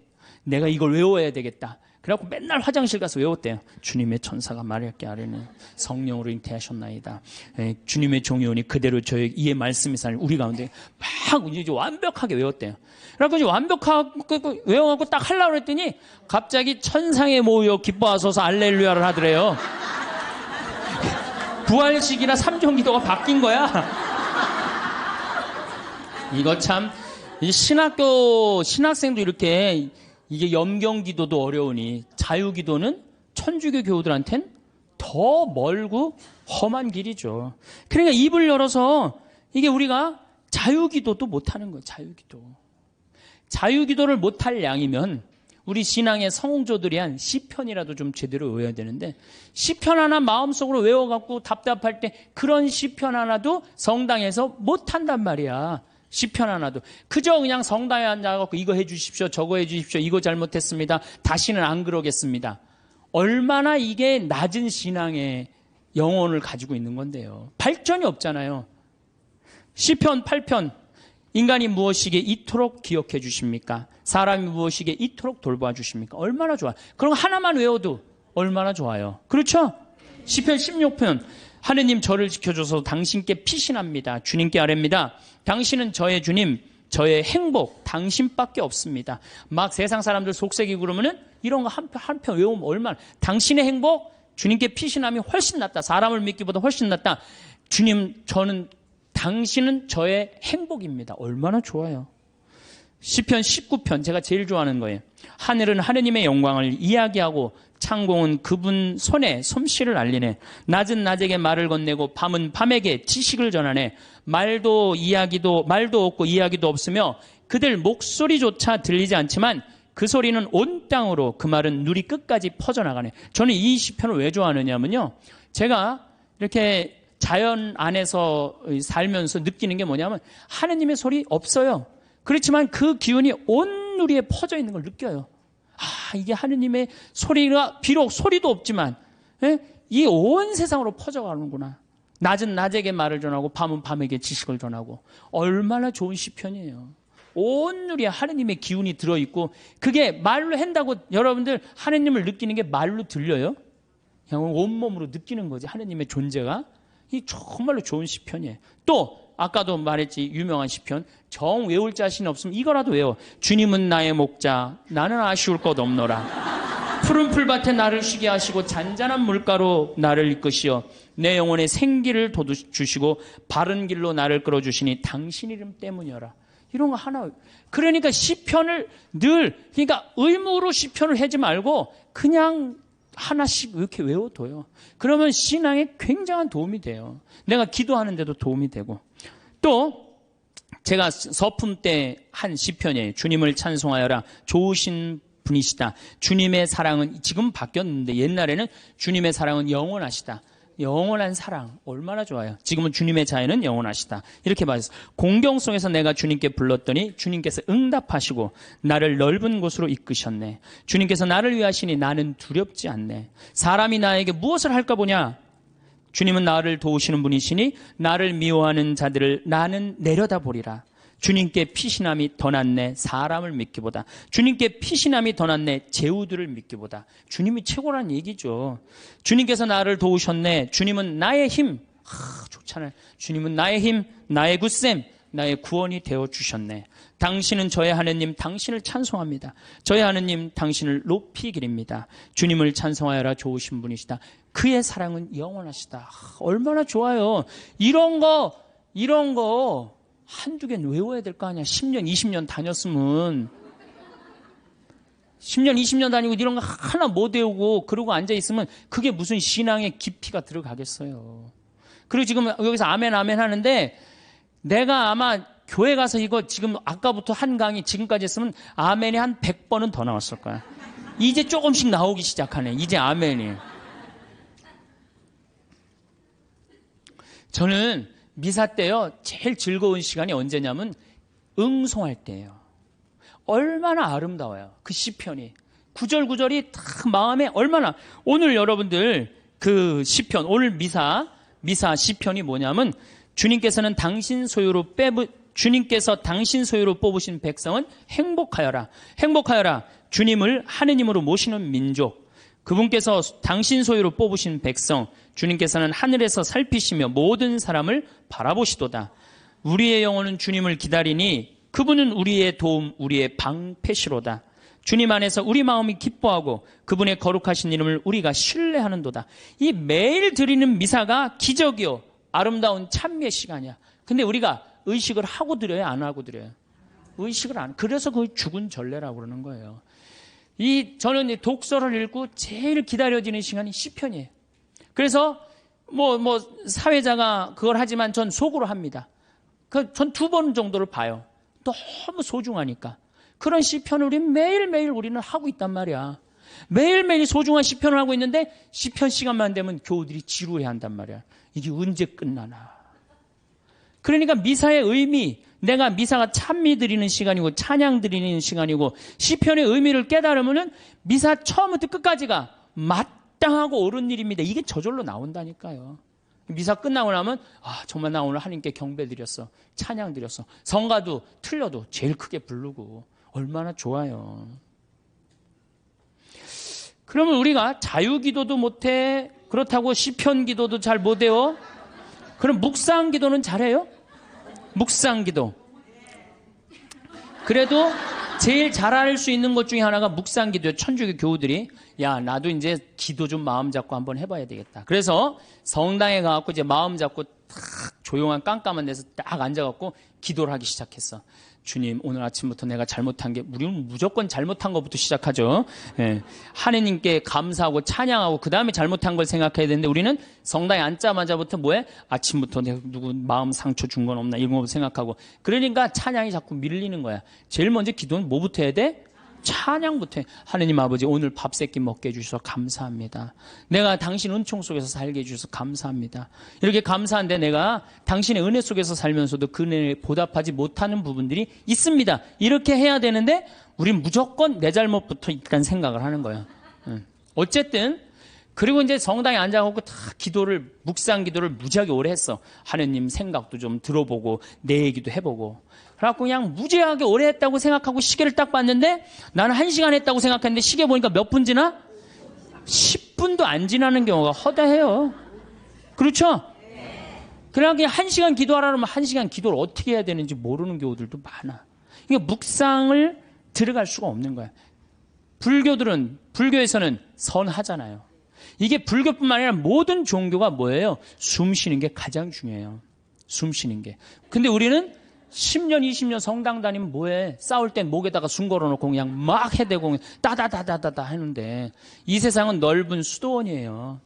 여러분들은 돛 닦는 거예요. 저나 여러분들은 돛 닦는 거예요. 그래서 정말 하느님 20년, 30년 믿었으면은 그 정도 믿으면 완전히 이제 하느님과 하나가 돼갖고 숨도 정말로 잘 쉬어야죠. 그래서 옛날에 스님들은 산속에 짐승들 많아도 산속에 들어가도 하나도 안 위험했대요. 왜냐하면 정말로 도가 깊은 스님들은 1분에 한 번 숨 쉬었다는 거. 천천히. 그래서 내가 몸이 안 좋은데 이 숨을 느껴야 돼요. 내가 이렇게 저는 우리 교우들한테 이 기도를 평창에서 가르쳐 주는데 천천히 쉬면요 다 느껴져요. 간에, 위에, 폐에 정말로 생명이 하느님의 하느님의 생명이 다 공급되는구나. 그런 걸 다 느껴요. 그러니까 스님들은 산에서 내가 오늘 밤에 참선을 해야 되겠다. 돌에서 탁 소하면 1분에 한 번씩 숨 쉬는 거야. 그럼 짐승들이 스님을 공격하다가 같이 숨을 맞추는 거야. 1분에 한 번씩 자기도 쉬는 거야. 새벽에 깨보면 다 죽어 있는 거야. 얘네들이 숨을 제대로 못 쉬어갖고. 그러니까 옛날에 스님들은 아무리 깊은 산 속에서도 위험하지가 않았다는 거예요. 그게 도로 가는 길이에요. 근데 우리는 뭐야? 우리는 춤도 안 춰, 노래도 안 해, 자유기도도 할 줄 몰라, 시편도 외울 줄 몰라, 그렇다고 묵상기도도 할 줄 몰라. 아니 성당에서 맨날 기도 열심히 하라고 그러는데 도대체 어떻게 해야 되는 거야? 기도하는 방법을 알려줘야 될 거 아니야. 아니 고기 잡으려면 고기 잡는 법을 알려줘야 될 거 아니야. 생전 기도하는 법을 안 가르쳐줘요. 그리고 맨날 기도하라고 그래. 뭘 하라고 그러는지 몰라도 그냥 맨날 기도하시오. 어떻게 하라는 거야? 첫 번째 조건은 숨 쉬는 거예요. 모든 종교가 깊은 묵상, 명상으로 들어가기에 첫 번째 조건이 뭐예요? 숨을 쉬는 거예요. 그래서 여기 가장 쉬운 건 천천히 들이쉬고 참았다가 천천히 내뱉는 거예요. 그게 되면은 마음이 안정이 돼요. 그렇게 한 15분 정도 하고 나면은 그 다음에는 참 고요해져요. 고요해지면 그때는 하느님의 소리를 들을 수 있는 거예요. 내가 막 정신이 없고 막 닭똥집도 생각나고 막 화도 나고 그러는데 하느님의 소리가 들릴 것 같아요? 안 들릴 것 같아요? 안 들립니다. 내가 완전히 고요한 상태, 엘리야가 고요한 상태에서 하느님을 만났듯이 나도 완전히 고요한 상태에서 하느님을 만나야 돼. 그러려면 1시간 정도 걸린단 말이에요. 이거 그냥 앉자마자 뭐 이렇게 뭐 잘못하고 뭐하고 내가 참았는데 이번엔 못 참겠고 이러다 보면은 내가 얘기를 하다 보면은 이게 기도가 아니고 일방적으로 떠들다 가는 거예요. 떠들다 가는 거예요. 기도는 하느님의 소리를 듣는 거예요. 듣는 게 기도예요. 들으려면 어떻게 해야 돼? 내가 고요한 상태. 다른 어떤 것도 나를 건드리지도 못하는 상태. 그래야지 영원한 하느님을 조금이라도 느낄 수 있고 맛볼 수 있죠. 그러니까 앞으로는 부부싸움 할 때도 어떻게 해? 숨을 쉬면서 싸우란 말이에요. 숨을 쉬면서. 그러면은 여보 당신 성당 열심히 나가더니 완전히 이제 당신 달라졌네. 얼굴이 빨개지더니 이제 얼굴도 편안하고 싸울 때. 그리고 이거 당신 뭐 1시간 10분이면 다 쏟아낼 얘기를 1시간에 천천히 하니까 나도 마음이 그래 내가 잘못한 것 같아. 이러지. 이건 말할 시간도 없이 그냥 따다다다다다 해대면은 성당 단위나 많아져. 그렇죠? 여러분들은 넓은 수도원에 사는 구도자들이에요. 저도 마찬가지고. 그러니까 이제는 숨을 잘 쉬시기 바랍니다. 어떻게? 당신이 말이야. 내가 시집 와갖고 말이야.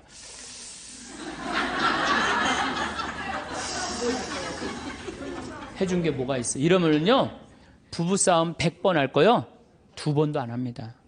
자식한테 100번 싸울 거, 1번도 안 싸우게 돼요. 그래야지 마음에 평화가 오는 거예요. 평화는 저절로 찾아오는 게 아니에요. 수많은 과정 끝에, 맨 끝에 누가 기다리고 있어? 평화가 기다리고 있는 거예요. 평화가.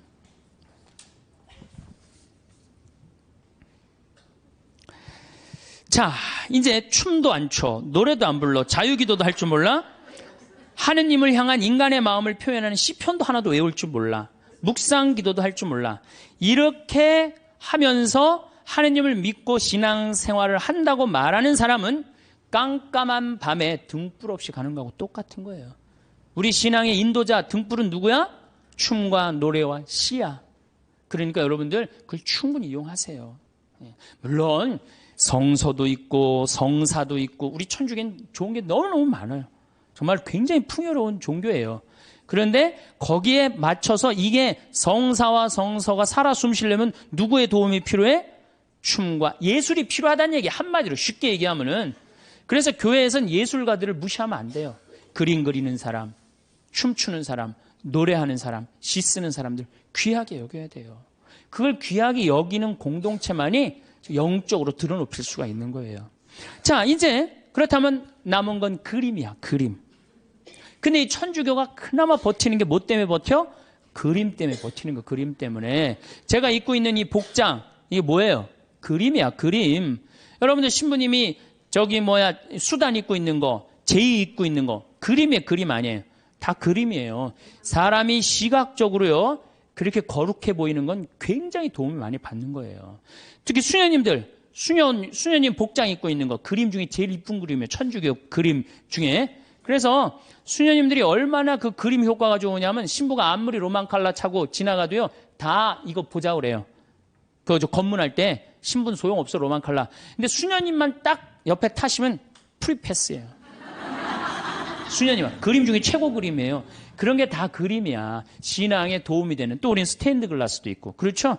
스테인드 글라스도 있고. 천주교가 그나마 그림 때문에 이게 영적인 거룩한 그 느낌을 많이 가질 수가 있는 거예요. 성당도 영적으로 그림, 예술적으로 얼마만큼 잘 짓느냐에 따라서 우리들이 알게 모르게 신앙에 도움이 굉장히 많은 거예요. 강당 들어가는 거하고 성당 들어가는 거 느낌이 어때요, 여러분들?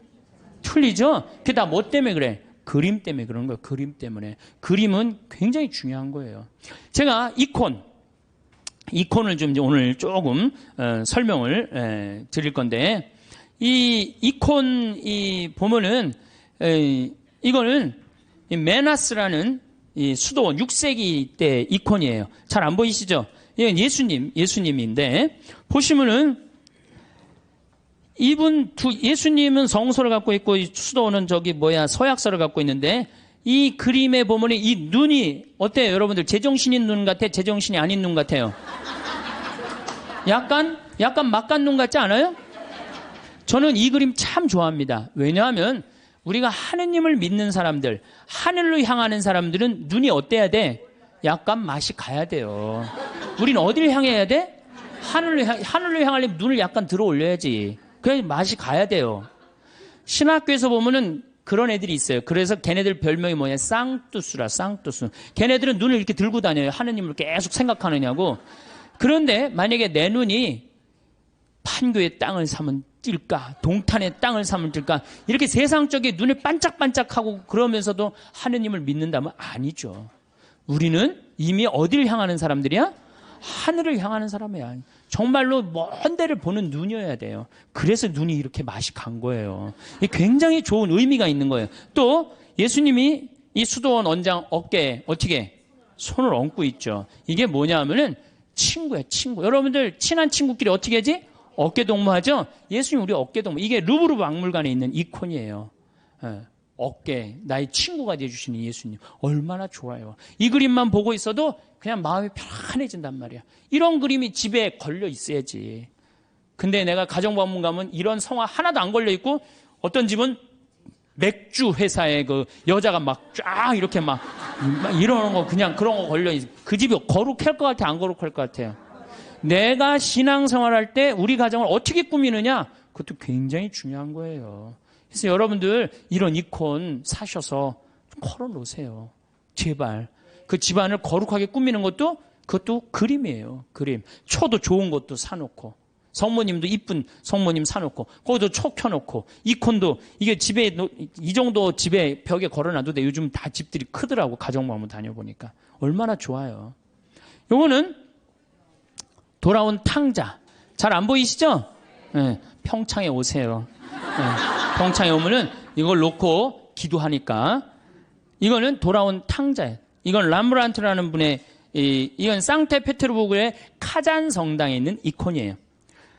여러분들 이 탕자, 예수님이 탕자 얘기를 했지만 저는 이 탕자가 참 나쁜 놈이라고 생각해요.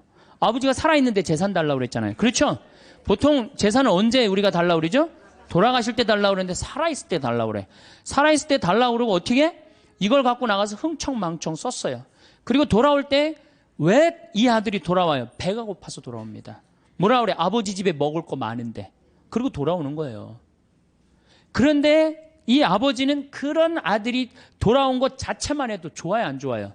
좋았던 거예요. 그래서 맨발로 쫓아나와갖고 아들을 끌어안는데 이 아버지가 지금 장님이에요. 눈을 감고 있어요. 어떻게? 네가 무슨 죄를 져도 돌아만 온다면 내가 너를 받아주마. 그리고 끌어안아. 눈 감아주마. 얼마나 좋은 그림이에요. 그 다음에 손은 한 손은 엄마 손, 한 손은 아빠 손이야.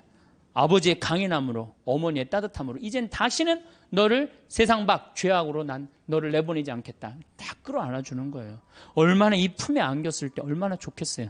우리도 정말 세상 막 돌아다니다가 아버지 생각나고 돌아오면 아버지가 어떻게 해? 언제든지 이렇게 안아주시고 끌어안아주신단 말이야. 이 띠를 뚫어서 죄 진 사람들 다리는 신발 다 떨어져갖고 그런데도 이 아들을 받아들인단 말이야. 그랬더니 큰아들이 막 화를 내고 어두움 속에서 있어. 여러분들 마음 안에 미움, 질투, 시기가 있다면 여러분은 항상 어디 속에서 살 것 같아요? 어둠 속, 기쁨으로 나올 수가 없어요. 기쁨으로 나올 수가 없어요. 그러니까 우리가 살아가면서 항상 기쁘게 살아야 돼. 기쁘게 살려면 누굴 미워하면은 미워하는 것도 습관이에요. 어떤 사람은 어떤 사람은 신학교 때도 어렸을 때 보면 주위 애들 막 욕했는데 아직도 만나도 욕해. 그 습관이에요, 습관. 근데 사람 안 미워하는 거 습관 들이면요, 세상 편안해요. 사람은 막, 누구는 왜 저러냐, 누구는 왜 저러냐, 그런 거 신경 안 쓰고 살면요, 세상 편안해요. 근데 큰 아들은 그걸 못했기 때문에 어둠 속에 있는 거예요, 어둠 속에. 여러분도 혹시 지금 어둠 속에 계신 분들 혹시 안 계세요? 빨리 빛으로 나오세요. 아버지의 빛으로. 이 그림만 봐도 우리가 기도할 수 있는 거예요. 이 그림만 봐도. 자, 그 다음에 이쪽 그림은 나의 왼편을 바라보시는 예수님이야. 왼편. 예. 이 왼편을 바라보시는 예수님, 이 그림도 전 참 좋아해요. 왜 좋아하냐면은 사람들은요, 항상 오른편을 좋아합니다. 잘생기고, 유명하고, 높고, 권력이 있고, 그런 거 좋죠? 여러분들 혹시 무슨 장관 알고 있다면, 나 그 사람 알아, 나 그 사람 밥 먹어서 무지하게 자랑하잖아요. 그렇죠?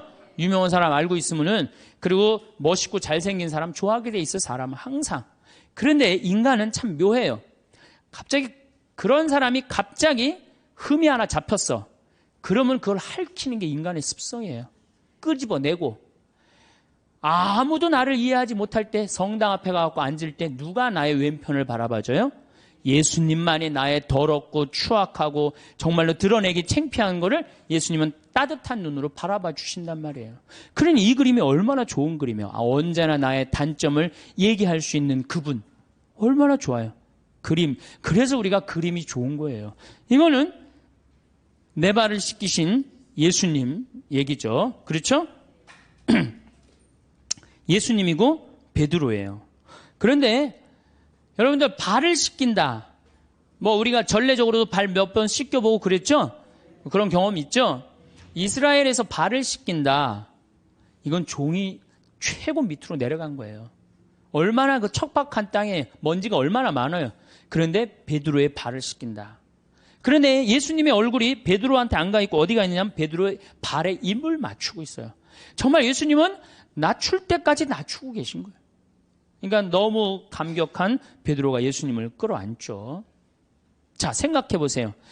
내 친구가 돼서 어깨동무를 해주고 내가 잘못할 때 돌아오면 끌어안아주고 눈 감아주고 나의 왼편을 바라봐 주시고 내 발을 씻겨주신 예수님.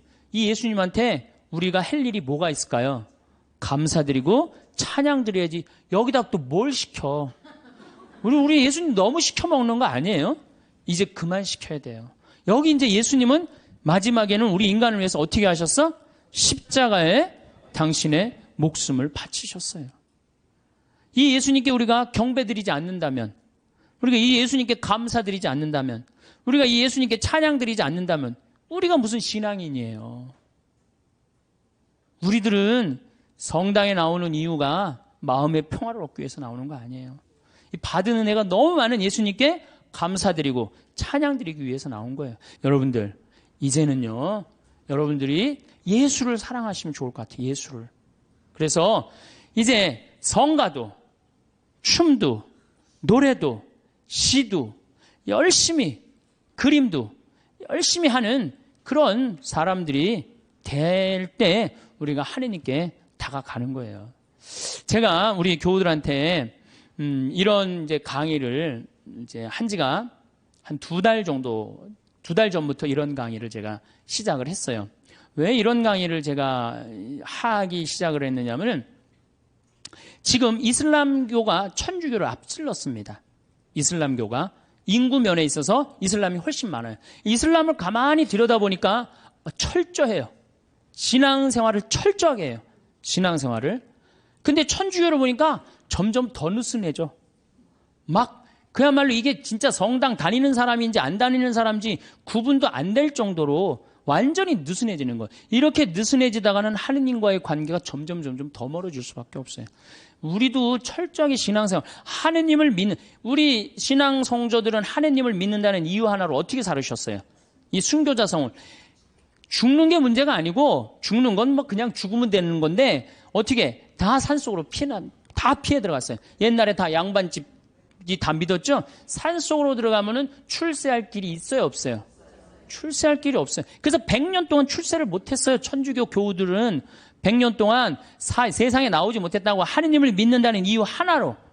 하느님을 믿는다는 이유 하나로. 근데 우리는 요즘 자녀들한테 신앙교육을 어떻게 시켜요? 고등학교 3학년만 되면은 성당 안 나가면 슬그머니 눈 감아버린단 말이에요. 1년 동안만 네가. 그러니까 이게 하느님을 왜 믿는지를 모르는 거지. 뭐가 중요한지 모르는 거지. 제가 오체투지 라싸까지 2100km를 가는 그 모습을 보면서 참 많은 걸 느꼈어요. 제가 우리 성지순례, 우리나라 성지순례 다 지금 제대로 다니는 성지순례 하나도 없어요. 성지순례는 원래 걷는 거예요. 아니, 3번 걷고 1번 절하는 건 안 하더라도 걸어는 가야 될 거 아니야, 걸어. 근데 우리 성지순례 어떻게 가? 버스 타고 씩 가갖고 거기서 미사 한번 하고 설명 안 하고 밥 먹고 씩 돌아오잖아요. 거기에 감동이 있을 것 같아요? 감동이 있을 수가 없어요. 제가 능평 본당 신부 할 때 교우들한테 그랬어요. 성지순례 가자고 그래서 제가 계속 관두자. 그래서 딱 9월 달에 성지순례를 내렸어. 어떻게 성지순례를 내렸냐면은 전체 교우들을 다 세남터에서부터 미리네까지 걷게 했어요. 세남터에서 미리네까지. 어떻게 걷게? 목, 금, 토, 일 4일 동안을 걷는 거예요. 어떻게 걸어? 저녁 7시에 퇴근해갖고 애들 다 학교 가는 애들 다 일찍 나오고 직장 퇴근하면 다 나와요. 그래갖고 세남터까지 버스로 데리고 가요. 세남터에서부터 남태령 가고 과천 지나가고 인덕원 성당 거기까지 딱 가니까 새벽 2시야. 그럼 그땐 또 관광버스 타고 집으로 가는 거예요. 다음날 아침에 일어나갖고 다 출근하고 애들 학교 다 가. 다음날 또 저녁 7시에 인덕원서부터 또 걷는 거예요. 인덕원서부터. 그래갖고 인덕원부터 하우연 성당 해갖고 이 능평 우리 성당 있는 데까지 또 오는 거예요. 우리 성당이 김대건 신부님이 시신이 지나갔던 데거든요. 시신이 지나갔는데 거기서 이제 또 헤어지는 거예요. 새벽 2시에 마지막 기도하고. 그 다음에 이제 토요일 날은 2시부터 밤 10시까지 양지까지 우리 성당 광주에서부터 양지까지 걷는 거예요. 전체 교우가. 그리고 이제 주일날은 이제 전체 교우들 하루에 300명, 400명씩 걸었으니까 우리 교우가 2,000명밖에 안 됐거든요. 그냥 다 걸은 거지 교우들은. 그래갖고 이제 마지막 날은 양지에서부터 삼도고개 넘어가고 미리네 이제 김대원 신부님 무덤 앞에 가갖고 무릎을 꿇고 다 신부님 앞에서 조배를 하는데 다 우는 거예요. 교우들이. 그게 성지순례라는 거예요. 그게. 우리 너무 쉽게 신앙생활해요 요즘. 그냥 거저하는 거 거저. 그러니까 쉽게 신앙생활하니까 하느님을 깊게 느끼지도 못하고 쉽게 떠나고. 그래서 여러분들 이제는 신앙생활의 본질을 우리가 잡아야 돼요. 그건 너무너무 쉬워요. 천주교 요리문답 1조만 생각하면 돼. 사람이 무엇을 위하여 낳느냐? 천주를 알아 공경하고 자기의 구원을 위하여 낳느니라. 그래서 이제 천주님을 공경하는 데는 우리가 뭘 해야 돼? 찬양, 성가 부르고 춤춰드리고. 춤은 밤 10시에 성당 가서 이제 다 문 걸어 잠고 추세요. 예? 밤 10시에. 그리고 성가도 그래요. 저는 성가를 혼자서 성당에서 1시간씩 부르는 걸 참 좋아해요. 그냥 내가 아는 노래 그냥 다 부르는 거예요. 성당에서. 요즘은 성당에 교우들이 많이 와갖고 잘 부르지는 못하지만은 그래도 옛날에는 성가 1시간, 2시간 부르고 나면 그렇게 행복해요. 여러분들도 그렇게 성가 부르세요. 그리고 집에서도 불러 좀. 제발. 오늘 밤에 당장에 순교자 성월이니까 장하다 순교자 설아벌 예터절에 저녁에 집에서 부르란 말이에요. 예? 그래야만이 내가 신앙이 뜨거워지는 거예요. 예. 그리고 막 성가 부르는데 막 밤 9시 반 막 너무 뜨거워. 그럼 바로 그 뜨거운 마음을 성당에 가갖고 제일 예쁜 옷을 입고 가갖고 딱 춤추고 딱 들어오란 말이야. 그러면은 하느님과의 관계가 제대로 형성이 되는 거예요. 그리고 여러분들 시편 기도 좀 하고 아침에 일어나고 그 시편 다 처음부터 끝까지 읽지 마시고 하나만 펴도 좋은 내용이 너무너무 많아요. 그냥 내 마음을 그대로 표현하는 시편들이 천재야. 150편까지 여러분들 보십시오. 아주 기가 막힙니다. 그러니까 시편 하나씩 읽고 얼마나 좋아요. 또 저녁에 주무실 때 어떻게 숨을 천천히 2번 들이쉬고 4번 내뱉고 다음에 4번 들이쉬고 8번 내뱉고 천천히 나눠서. 그러니까 숨 한 번 쉴 때 1분 내지 2분 정도 천천히. 그러면 내 마음이 온전히 고요해진단 말이에요. 그럴 때 마지막에 촛불 켜놓고 기도하고 주무신다면 여러분들이 정말 얼마나 행복하겠어요. 하느님과의 만남도 친숙해지고. 그거 너무너무 쉽죠. 그 다음에 그림. 이제 집에 가고 맥주 그 사진은 다 떼어버리고 이콘. 이거 좀 비쌀 거예요. 한 2만 원, 3만 원 정도 될 거예요. 비싸지도 않지 사실은. 2만 원, 3만 원 하면은 그거 사다가 아이 방에도 하나 걸어주고 그 다음에 집에도 거실에도 하나 걸고 이렇게 여러분들이 집안을 거룩하게 가꾸고 신앙의 분위기로 완전히 돌려놓을 때 여러분들은 정말로 신앙인다운 예수님 보시기 이쁜 그런 신앙인이 될 수 있습니다. 시간이 지날수록 계속 만나야 하나를 고민하게 되는 사람이 있습니다. 친구니까 거리만 좀 두면 되지 않을까요? 물론 그런 사람도 있지만 아예 빨리 결단을 내려야 할 사람도 있습니다. 인간은 혼자서는 살아갈 수 없는 존재이지만 나에게 악영향을 미치는 사람과 억지로 관계를 이어나갈 필요는 없습니다. 모든 인연을 감수하려 하면 인생이 남루하고 괴롭습니다. 오랜 친구니까 무조건 참거나 받아들여라. 만난 시간이 중요한 게 아닙니다. 감당하기 어려운 인연은 적절히 손절하는 것이 좋습니다. 나중에 후회해봐야 뒤늦게 발견된 암세포와도 같습니다. 빠르게 잘라내야만 내가 살 수 있습니다. 우리는 인연을 맺음으로써 도움을 받기도 하지만 그에 못지않게 피해도 많이 당하는데 대부분의 피해는 진실 없는 사람에게 진실을 쏟아부은 대가로 받는 벌입니다. 어떤 인연을 만나고 맺느냐에 따라서 내 행복과 불행이 결정됩니다. 여러분 가까이 있는 사람들이 여러분 인생을 만듭니다. 인생을 살아보니 인연은 아름답기도 하고 감사하기도 하고 불편하기도 고통스럽기도 합니다. 나이 들수록 아름답고 감사한 인연들만 안고 가셔야 됩니다. 운명은 타고 나는 것이지만 팔자는 만들어가는 것입니다. 맞지 않는 인연의 끈을 놓지 못하고 끝까지 잡고 계시면 자기 팔자 자기가 꼬는 겁니다. 때문에 여러분의 방에 절대 아무나 들여서는 안 됩니다. 오늘 말씀드릴 유형의 사람은 오랜 친구라도 반드시 인연을 끊어야 되는 사람입니다. 그냥 평생 가까이 두지 않는 것이 낫다고까지 말씀드릴 수 있습니다. 영상을 끝까지 시청하셔서 더 이상 인간관계 때문에 나의 귀한 시간과 감정 낭비하지 않으셨으면 합니다. 첫 번째는 얻어먹기만 하는 사람입니다.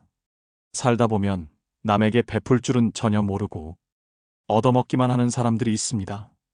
이런 사람들은 처음 한두 번은 내가 베풀 수 있어도 계속되면 온갖 정이 떨어지고 결국엔 질려버리고 맙니다. 상대가 좋은 차 탄다고, 돈 제일 많이 번다고 이유를 대며 계속 얻어먹습니다. 다른 사람이 잘 된 것이 자기 덕분인 양주인 행세하는 그 거지근성은 어디에서 나온 것인지 참 궁금합니다. 권리도 아닌데 권리인 양 착각하는 사람들은 인격이 미성숙한 사람입니다. 받는 게 당연한 줄로만 알고 나중에 안 주면 오히려 역정을 냅니다. 호의가 계속되면 호구가 된다는 말이 딱 이런 사람들 상대로 맞는 말입니다. 그들을 자세히 살펴보면 평소 자기가 하고 싶은 것들은 모두 누리고 유독 사람을 만날 때만 돈이 없다고 말합니다. 친구의 양보만 원하니 어처구니가 없습니다. 이처럼 당연하게 얻어먹는 사람은 다른 사람이 이룬 성공은 함부로 폄하하면서 자기가 가진 것은 굉장히 귀하게 여기는 이기적인 사람입니다. 이런 친구 중 적지 않은 수는 내가 어려울 때 나 몰라라 할 가능성이 높습니다. 내 어려움을 안타까워하기보다 얻어먹을 대상 하나가 줄었다는 식입니다. 다만 내가 사면 상대도 반드시 사야 한다는 것이 아닙니다. 얻어먹기만 하려는 친구와 형편에 맞게 사려는 친구는 눈에 보입니다. 형편이 안 되는 친구는 돈 걱정 말고 몸만 오라고도 합니다. 그 마음이 와닿기 때문입니다. 얻어먹기만 하는 친구는 작은 이익에 집착하는 옹졸함과 이기적인 면이 관계를 해칩니다. 친구를 이용만 한다는 생각에 만남이 짜증스럽습니다. 이런 친구에게 쓰는 돈은 헛돈 쓰는 것과 같습니다. 차라리 어려운 사람에게 기부하는 것이 100번 낫습니다. 얻어먹기만 하고 베풀 줄 모르는 사람은 평생 가도 그 버릇을 못 고칩니다. 이런 사람을 가까이 하면 내 주머니만 가벼워지고 내게는 득될 것이 하나도 없음을 명심하셔야 됩니다. 두 번째는 부정적인 사람입니다. 만날 때마다 우울한 얘기, 힘든 얘기, 불평불만을 쏟아내는 사람입니다. 매번 들어주다 지쳐 해결 방안을 찾아주면 온갖 핑계를 대며 안 돼, 못해를 시전합니다. 새로운 가능성과 희망에 대해 얘기하는 상황에서도 이건 이래서 못한다. 그건 저래서 안 된다. 안 되는 이유들만 늘어놓습니다. 어떻게든 부정적인 흠만 후벼 파는 사람입니다. 즉, 나를 소모해서 자신을 충전시키는 에너지 뱀파이어 유형입니다. 곁에 두게 되면 제일 위험한 인물이라고도 할 수 있는데요. 부정적인 에너지는 반드시 서로 전염됩니다. 이 과정은 나도 모르게 일어나기 때문에 더더욱 알아차리기 힘듭니다. 이런 사람이 옆에 있으면 될 일도 안 됩니다. 부정적인 사람과 시간을 많이 보내게 되면 현상에 대한 객관화가 잘 안 돼서 바른 방향으로 가기가 어렵습니다. 즉, 호랑이 입에 여러분의 머리를 넣어선 안 된다는 말입니다. 이런 사람들은 주위의 에너지를 뺏고 건설적인 생각을 차단시키는 아주 위험한 존재인데요. 나의 꿈도 내 목표도 모두 차단시킬 사람입니다. 특히 내가 힘들거나 불안정한 상황일 때는 더더욱 영향을 받고 흔들리기 쉽기 때문에 1순위로 멀리해야 될 사람입니다. 말이 씨가 된다는 말 다들 들어보셨을 겁니다. 말에는 생각이 담겨져 있고 생각은 그 무엇보다 크고 강력한 존재이기에 우리는 늘 조심하고 또 조심해야 합니다. 처음엔 무심코 들었던 그 부정적 씨앗이 나중에는 자신을 집어삼킬 수도 있음을 명심하셔야 됩니다. 사람을 곁에 두는 것은 정말 신중히 해야 하는 일인데 부정적인 사람을 곁에 둔다는 것은 내가 하는 모든 일이 잘 안 풀리고 나쁜 상황만을 맞이하고 싶다는 이야기와도 같습니다. 오히려 만나는 모든 사람을 존중하고 배우려는 긍정적인 태도를 가지고 있는 사람과 가까이 해야 됩니다. 단언컨대 부정적인 사람은 여러분의 인생에 단 1%도 도움이 안 됩니다. 과감히 손절하셔야 됩니다. 세 번째는 뒷담화하는 사람입니다. 우리가 인생을 살아가면서 아예 뒷담화를 안 할 수는 없다고 생각합니다.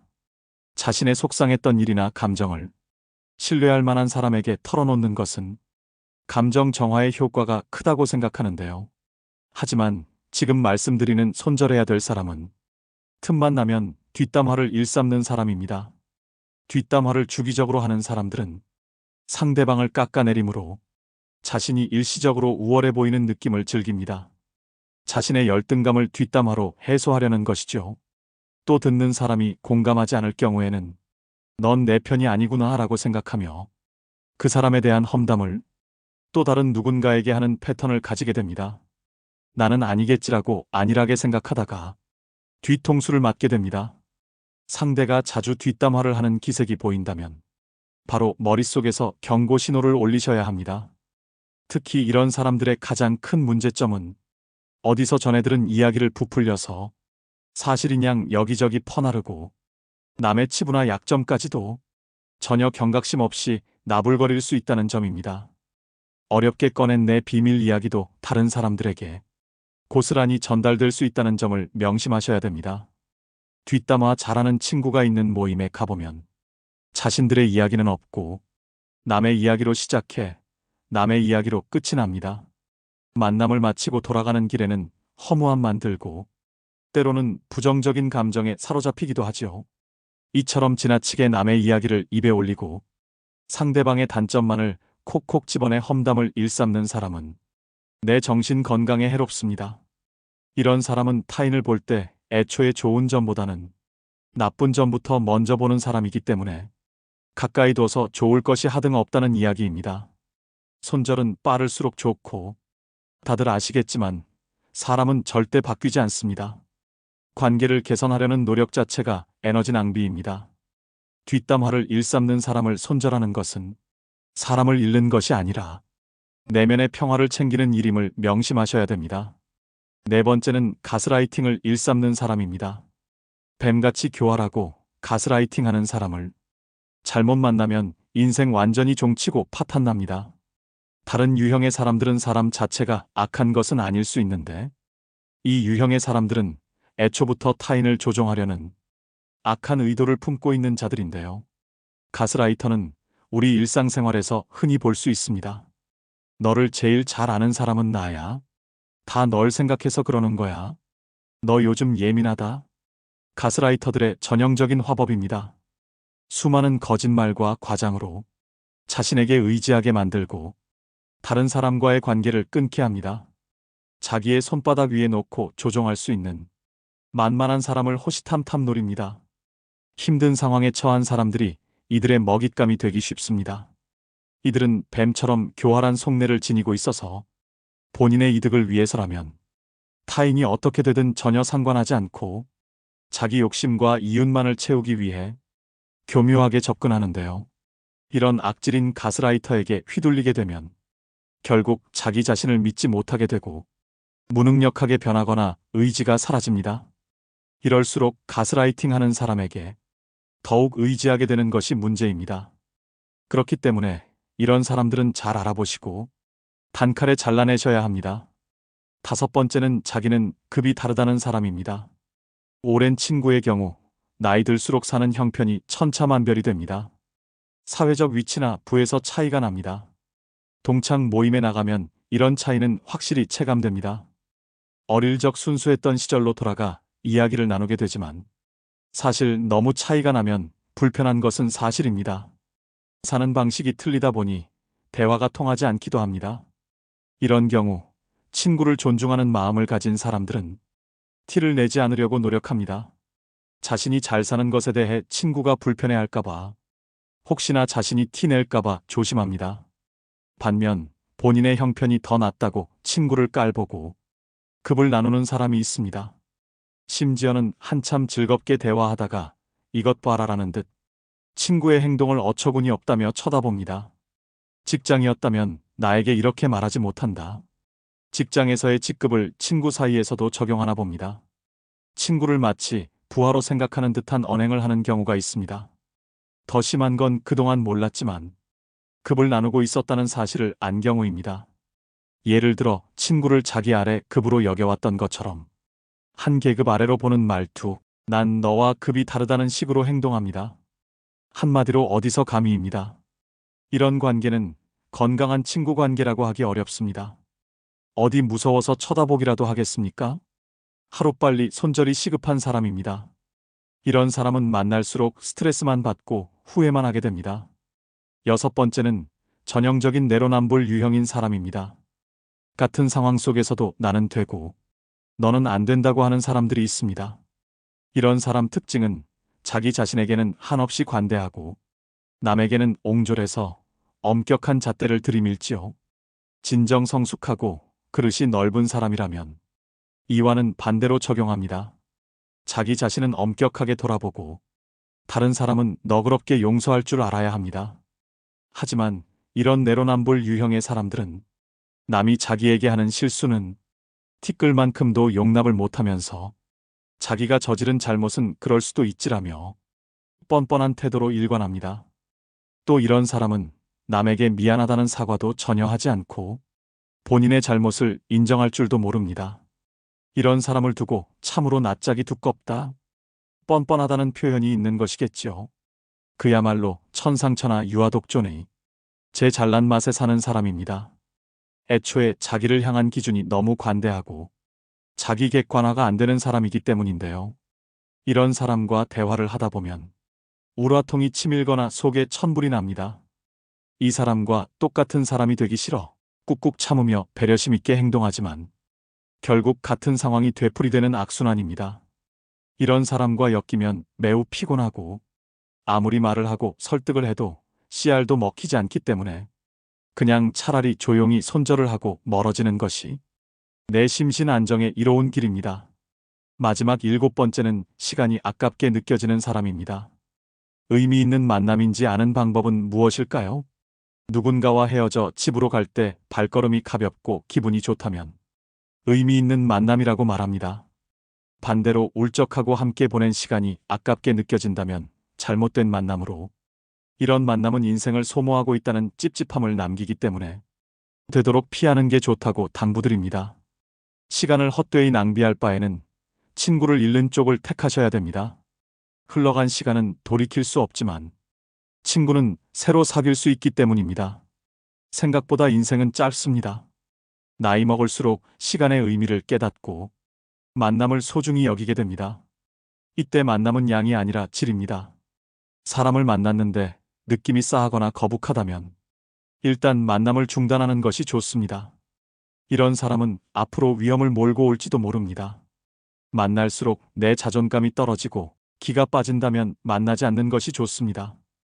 느낌은 찜찜한데 억지로 만나고 나면 역시나 기분이 좋지 않은 경우가 많지요. 책 적정한 삶의 저자인 김경일 심리학과 교수가 한 강연에서 제안한 전화번호를 차단하는 방법도 효과적이라고 생각합니다. 찜찜한 사람에게 전화가 오면 조마조마할 때가 있습니다. 전화를 받으면 자기도 모르게 약속을 잡고 약속일이 다가올 때까지 스트레스를 받습니다. 아예 번호를 뜨지 않게 하면 이런 고통에서 벗어날 수 있습니다. 우연히 만나게라도 되면 전화기를 바꾸다가 연락처를 모두 날려버렸다고 하면 됩니다. 이때 절대 구구절절 설명하려 들지 마십시오. 내 마음도 부담스럽고 상대방에게도 들키게 됩니다. 가볍고 간단하게 말하면 됩니다.